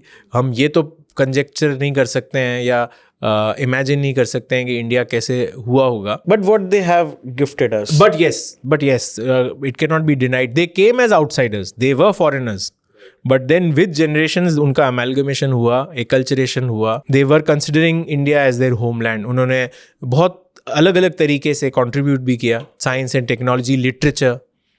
उन्होंने कई संस्कृत टेक्स्ट्स का, उपनिषद्स का ट्रांसलेशन करवाया। दारा शिको, अनफॉर्चुनेटली वो बेचारा कभी बादशाह नहीं बन पाया, वो शाहजहाँ का बेटा था। अच्छा। And he had the same traits as Akbar. Okay. उसमें वो religious tolerance, inclusivity, that sensitivity was there. He had a better understanding about Indian culture and civilization than Aurangzeb. उन्होंने उपनिषद्स के और कुछ और संस्कृत टेक्स्ट के ट्रांसलेशंस करवाए थे इन पर्शियन एंड अरबिक। तो लिटरेचर के फील्ड में, आर्किटेक्चर के फील्ड में उन्होंने जो कॉन्ट्रीब्यूशंस दिए वो तो उसके बारे में तो दे आर अनपैरेलल्ड। अच्छा, उस टाइम के हिसाब से उस समय क्या मॉडर्न वॉरफेयर यूज होता था लड़ाइयों में? किस टाइम का बात करें? हाँ, मिडिवल हिस्ट्री की अगर बात करें तो उस टाइम में, उस समय के हिसाब से क्या मॉडर्न ऐसे वॉरफेयर्स थे जो वो यूज कर रहे थे, जो एडवांस थे? मुगल्स या बाकी सब भी? बाकी सब जो भी उस टाइम पे। ये तो बड़ा इंटरेस्टिंग क्वेश्चन है, क्योंकि हमारे हिस्ट्री में एक पूरा सब फील्ड है, उसको मिलिट्री टेक्नोलॉजी बोलते हैं। हाँ। तो उसमें हम ये पढ़ते हैं कि अलग अलग टाइम पीरियड्स में क्या इनोवेशंस हो रहे थे, उनके क्या इम्पैक्ट्स थे हिस्ट्री पर, the way the wars we are being fought. सबसे पहले मैं आपको बड़ी छोटी सी एग्जांपल देता हूँ, बट उसका बहुत बड़ा था। घोड़ा जो होता है, घोड़े की सैडल में एक पार्ट होता है, उसको स्टिरअप बोलते हैं, जिसमें आप अपना पाँव फंसाते हैं। हाँ, स्टिरअप बोलते हैं। ठीक है। और हम राजपूत्स और इंडिया के जो लोग थे, हम वुडन स्टिरप्स को यूज़ करते थे। वो थोड़ी सी वीक होती थी। मिडिल ईस्ट के अंदर, अरेबिया, ईरान, इराक, यहाँ पर और सेंट्रल एशिया के अंदर एक आयरन स्टिरअप का कॉन्सेप्ट इन्वेंशन हुआ 10th-11th सेंचुरी में। ओके। तो वो जो स्टिरअप होती थी या जो रकाब होती थी, वो ज़्यादा स्ट्रॉन्ग होती थी, और उस पर जो राइडर है या जो कैवलरी मैन है वो खड़ा होकर भी तीर चला सकता था या फाइट कर सकता था। तो अब आप देखिए कितना छोटा सा चेन मिलिट्री इन्वेंशन है, बट उसने ये जो 11th-12th सेंचुरी का जो वॉरफेयर था उसमें धूम मचा दी थी। Right. Then as we have discussed अभी सो मेनी टाइम्स, आर्टिलरी। मुगलों के बाद में जो मराठाज आए उन्होंने एक बहुत ही तगड़ा मिलिट्री इन्वेंशन किया था, एंड वो यूरोपियन वॉर टेक्नोलॉजी से इंस्पायर्ड था। दैट वाज ऑर्गेनाइज्ड इन्फेंट्री, पैदल सैनिकों की ऐसी टुकड़ियां जो बहुत ज़्यादा डिसिप्लिन्ड हैं और उनको आप मस्केट्स दे रहे हैं, हाथ में चलाने वाली बंदूकें दे रहे हैं, and they are very disciplined, उनका एम बहुत ही अच्छा होता था। तो इस वॉर टेक्नोलॉजी से कम लोग की सेना भी ज़्यादा बड़ी सेना या ज़्यादा बड़ी कैवलरी चार्जेस को हराने लग गए थे। तो इसको बोलते थे ऑर्गेनाइज्ड इन्फेंट्री। तो ये मराठास ने इनको बहुत अच्छे से यूज़ किया, रंजीत सिंह जी ने इनका बहुत अच्छी तरीके से यूज़ किया। सिख एम्पायर की हिस्ट्री में ऑर्गेनाइज्ड इन्फेंट्री का एक बहुत बड़ा रोल था, और इसको इंडिया में सबसे पहले यूरोपियंस लेके आए थे। दैट इज़ अमेजिंग सर कि उन्होंने छोटे छोटे इनोवेशंस करे जिससे बट वो बहुत बड़ा इम्पैक्ट डाल पाए लड़ाइयों। बिल्कुल। और राजपूत की अगर हम बात करें तो जो गुरिल्ला वॉरफेयर है, जो जनक हैं गुरिल्ला वॉरफेयर के, वो राजपूत हैं कि अपने टेरेन को, अपनी धरती को, अपनी भूमि को इतनी अच्छे तरीके से जानो और वहाँ का एक एक कोना इतनी अच्छी तरीके से जानो कि आपकी कोई धरती आपसे ले नहीं पाए। राइट। और राजपूत हिस्ट्री का तो ये सबसे बड़ा ग्लोरियस पार्ट रहा है कि बार बार जब किसी सेंट्रल पावर से आप हारते थे, उस हार के महज 3-4 साल में वही राजपूत उस एरिया को और उस फोर्ट को वापस रिकॉन्कर कर लेते थे। आप चित्तौड़गढ़ के एग्जाम्पल में देखिए, मेहरानगढ़ के एग्जाम्पल में देखिए, दिल्ली सल्तनत या मुगल्स जब उनकी कैपिटल्स को ले लेते थे तो वो वापस रीगेन कर लेते थे उस पर्टिकुलर लॉस को with in 2 years 4 years। Of course थोड़ा जब आप जीरो पे चले गए हो तो वापस रीग्रुप करने में तो टाइम लगेगा ना, बट फिर भी ले लेते थे। ये rebounce every time, and no historian has talked about it. Every time the Rajputs have रीबाउंस्ड।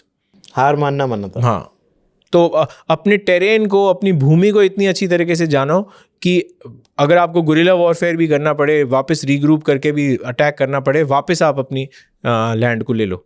और यही हुआ। एक क्वेश्चन पूछना चाहता हूँ सर, बट मैं चाहूँगा कोई फिल्टर लगा के जवाब मत देना।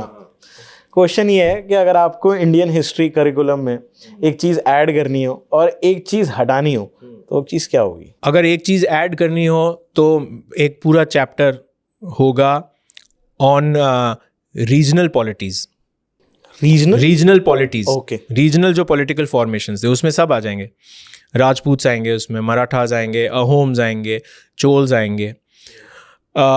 उनकी क्या आर्किटेक्चरल कॉन्ट्रीब्यूशंस थे, उनका क्या लिटरेरी कॉन्ट्रीब्यूशंस था, उनका क्या सोफिस्टिकेशन था, उस समय का जो स्टेट था या जो राज्य की प्रकृति थी वो क्या थी, वो सब पढ़ने और समझने की ज़रूरत है। हम सिर्फ बहुत बड़ी एक हमारी शॉर्टकमिंग इंडियन हिस्ट्री की ये है कि हम बस दिल्ली से देख रहे हैं इंडिया के इतिहास। राइट, हमको दिल्ली से नहीं देखना है, हमको असम, अहोम्स के वहाँ पर जाकर हमको वहाँ के पर्सपेक्टिव से इंडियन हिस्ट्री को देखना है।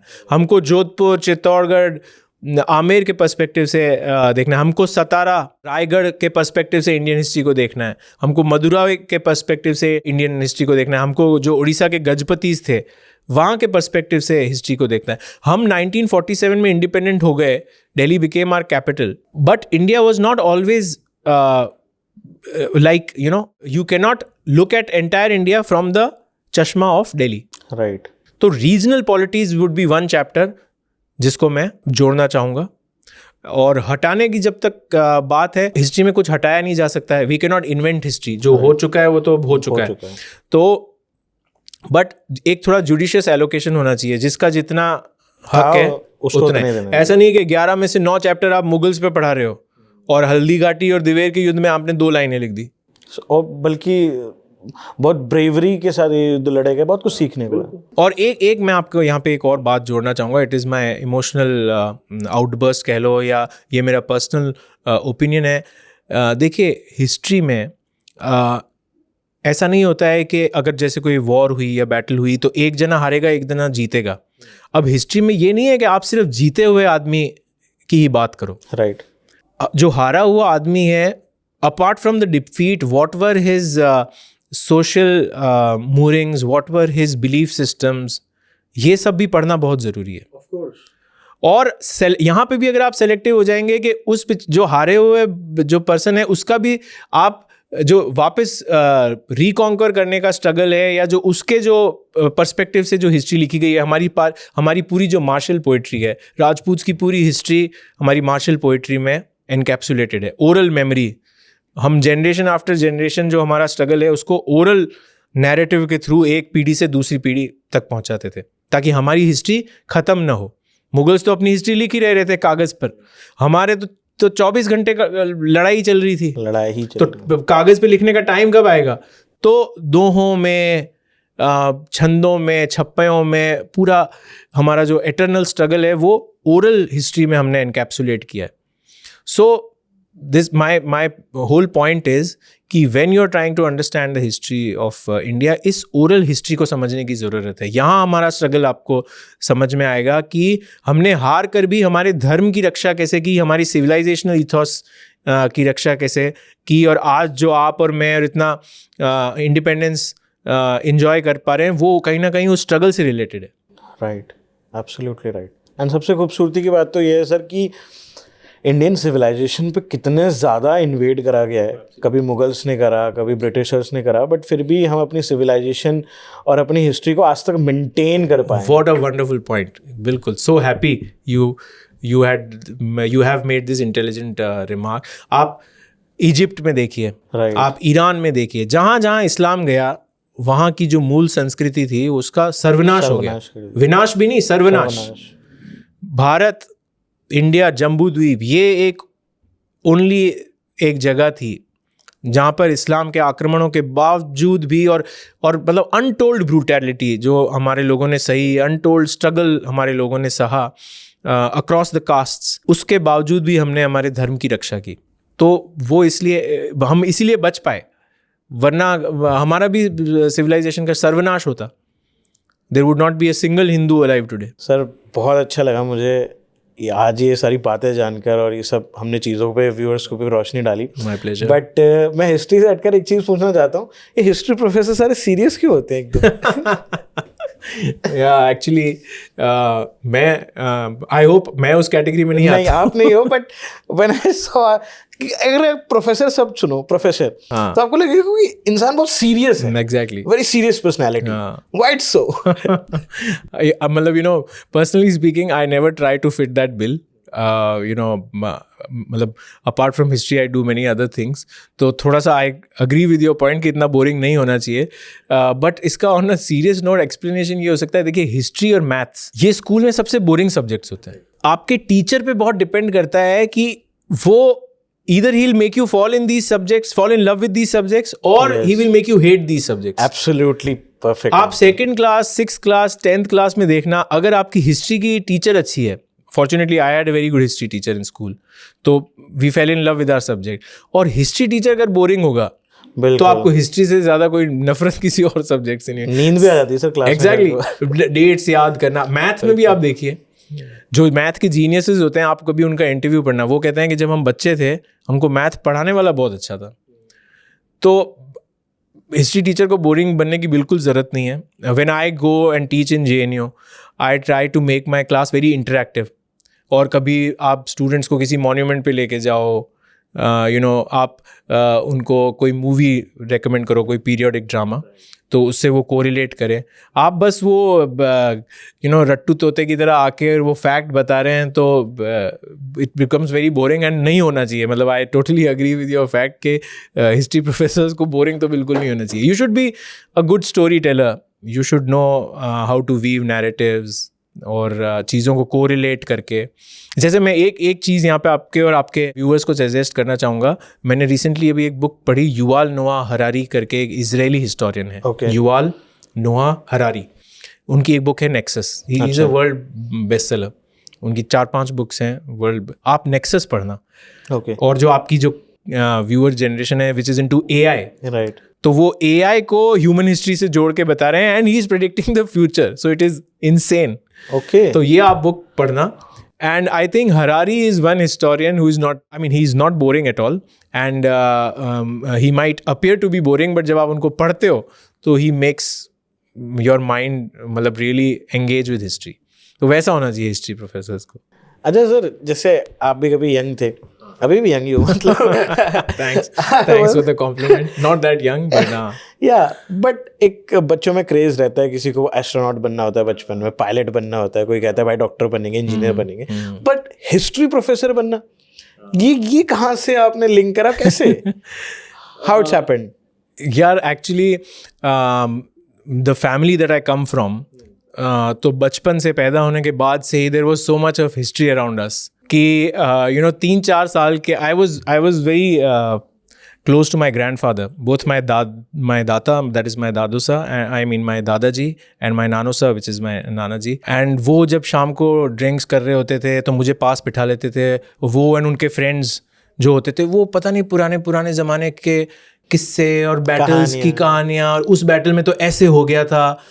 And these were not just history book से पढ़ के नहीं बता रहे थे, वो जनरेशनल नॉलेज थी। ओके, वो एक्चुअली में उस बैटल में कोई लड़ा था जिसने वो बात देखी थी, तो वो बातें आगे से आगे कनेक्ट होके आ रही थी कि नहीं, फिर वो उनको कोई करेक्ट करता था कि नहीं, फिर ऐसा दोहा कहा गया था कि नहीं, वो लड़ाई ऐसे नहीं हुई थी, उसमें तो ये हो गया था। So I grew up in that atmosphere, जहाँ शादी में, बर्थडे पे, सब जब इकट्ठे हो रहे हैं लोग, हिस्ट्री डिस्कस हो रही है। And then my own family history goes back to hundreds of years. My village is in Pali, we have a beautiful castle. उस कैसल की अपनी कुछ डरावनी कहानियाँ हैं, कुछ प्लेजेंट मेमोइर्स हैं, कुछ अनप्लेजेंट मेमोइर्स हैं, जैसे मैंने आपको औरंगजेब के टाइम का बताया। तो बहुत, और देन राजस्थान से मैं आया हूँ, राजस्थान में तो हिस्ट्री बिखरी पड़ी है, हर गली कोने नुक्कड़ में आपको हिस्ट्री मिलती है। तो because of that I always had a passion about history. नहीं, मैंने आपसे क्वेश्चन इसलिए पूछा बिल्कुल जवानी में एक जोश होता है लोगों के अंदर कि भाई कुछ ये बनेंगे, कुछ तूफानी करते हैं, बट हिस्ट्री प्रोफेसर बनना एक बोरिंग चीज़ मानी जाती है ना? Right, that's true. When I was young, so मैंने स्टीवन से ग्रेजुएशन की थी, and so I was always into poetry, मुझे पोएट्री का बहुत शौक था, and I was into acting. And मेरे लाइफ में एक दौर था when I really wanted to I aspired to be a serious actor. अच्छा। बट फिर मेरा JNU में एडमिशन हो गया। JNU में दाखिले के बाद में the teachers that we got, our professors were so charming, वो लार्जर देन लाइफ फिगर्स थे, तो मैं हमेशा उनको कॉपी करता था। बट हाँ, कुछ एक दौर ऐसा था मेरे लाइफ में when I took to serious acting. चलिए, तो बड़ी कमाल की बात आपने बताई कि दैट एक हिस्ट्री प्रोफेसर एक्टर बनना चाहता था। हाँ, यस, या दैट वाज, जब आप 19-20 साल के होते हो तो the whole world is very different to you. So but actually आपके आसपास दो वर्ल्ड चल रहे थे, history and one is your passion, and मतलब एक आपका ड्रीम था कि एक्टर बनना। बिल्कुल। बट जब आप पुरानी उसमें गए तो पुरानी दुनिया में खो गए। और मेरा ड्रीम में भी एक ये ड्रीम था कि मैं एक मूवी बनाऊं जो महाराणा प्रताप और चित्तौड़गढ़ के जो स्ट्रगल को पूरा इमॉर्टलाइज करे। अच्छा सर, अभी एक मूवी आई थी महाराणा प्रताप के ऊपर जिसमें अक्षय कुमार ने रोल करा था। वो पृथ्वीराज चौहान हाँ जी। आपको लगता है कि दैट वो जस्टिफाई कर पाए पृथ्वीराज? उसको थोड़ा सा और बेटर बनाया जा सकता था। The art work, the story line, the narrative. Unfortunately उस स्टोरी का उस मूवी का जो स्क्रीन प्ले और सब लिखने वाले थे, उसमें कोई हिस्टोरियन नहीं था। और यहाँ पे ये बॉलीवुड हमेशा गलती करते हैं, मूवी 700 करोड़ की बना देंगे बट 5 लाख का एक उनको ढंग से हिस्टोरियन नहीं मिलेगा। हमारे इंडिया में एक एंटी इंटेलेक्चुअल ट्रेंड है ना कि आप टीचर को, एक्सपर्ट को, सब्जेक्ट एक्सपर्ट को, डोमेन एक्सपर्ट को नॉलेज क्रिएशन में इन्वॉल्व मत कीजिए, बाकी सबको इन्वॉल्व कर लिए। तो जब आप इतने ग्रैंड स्केल पे एक मूवी बना रहे हो, you bring in a team of historians, and उससे आपका ही काम निखर के आता। It was a good effort but it could have been done much better. एक चीज़ मुझे पूछनी थी, बड़ी इंटरेस्टिंग है, इस चीज़ से उसका लेना देना तो नहीं है, बट वो मूवी से मुझे सीन में याद आ रहा था। पृथ्वीराज चौहान के साथ एक वो होते थे उनके एस्ट्रोलॉजर, जो उनको बताते रहते थे कि ये होने वाला है, ऐसा होगा, वैसा होगा। क्या ये सच में होते थे सर एस्ट्रोलॉजर्स ऐसे जो सब प्रिडिक्ट कर देते थे पहले ही? एस्ट्रोलॉजर वो था या वो जो एक वो चांद बरदाई करके? हाँ, वही जो उनको गाइड करता रहता था कि अब ये होगा, आपका ऐसा होने वाला है। तो अब यही तो इस मूवी की सबसे बड़ी शॉर्टकमिंग है। उन्होंने ऐसा खिचड़ी बना दिया, अब इन्होंने 2 चीज़ों को मिक्स कर दिया। जो पृथ्वीराज चौहान के सबसे one of his greatest friends and confidants was a person called Chand Bardai. अच्छा। और वो लास्ट डेज तक, उनकी डेथ तक उनके साथ थे। राइट।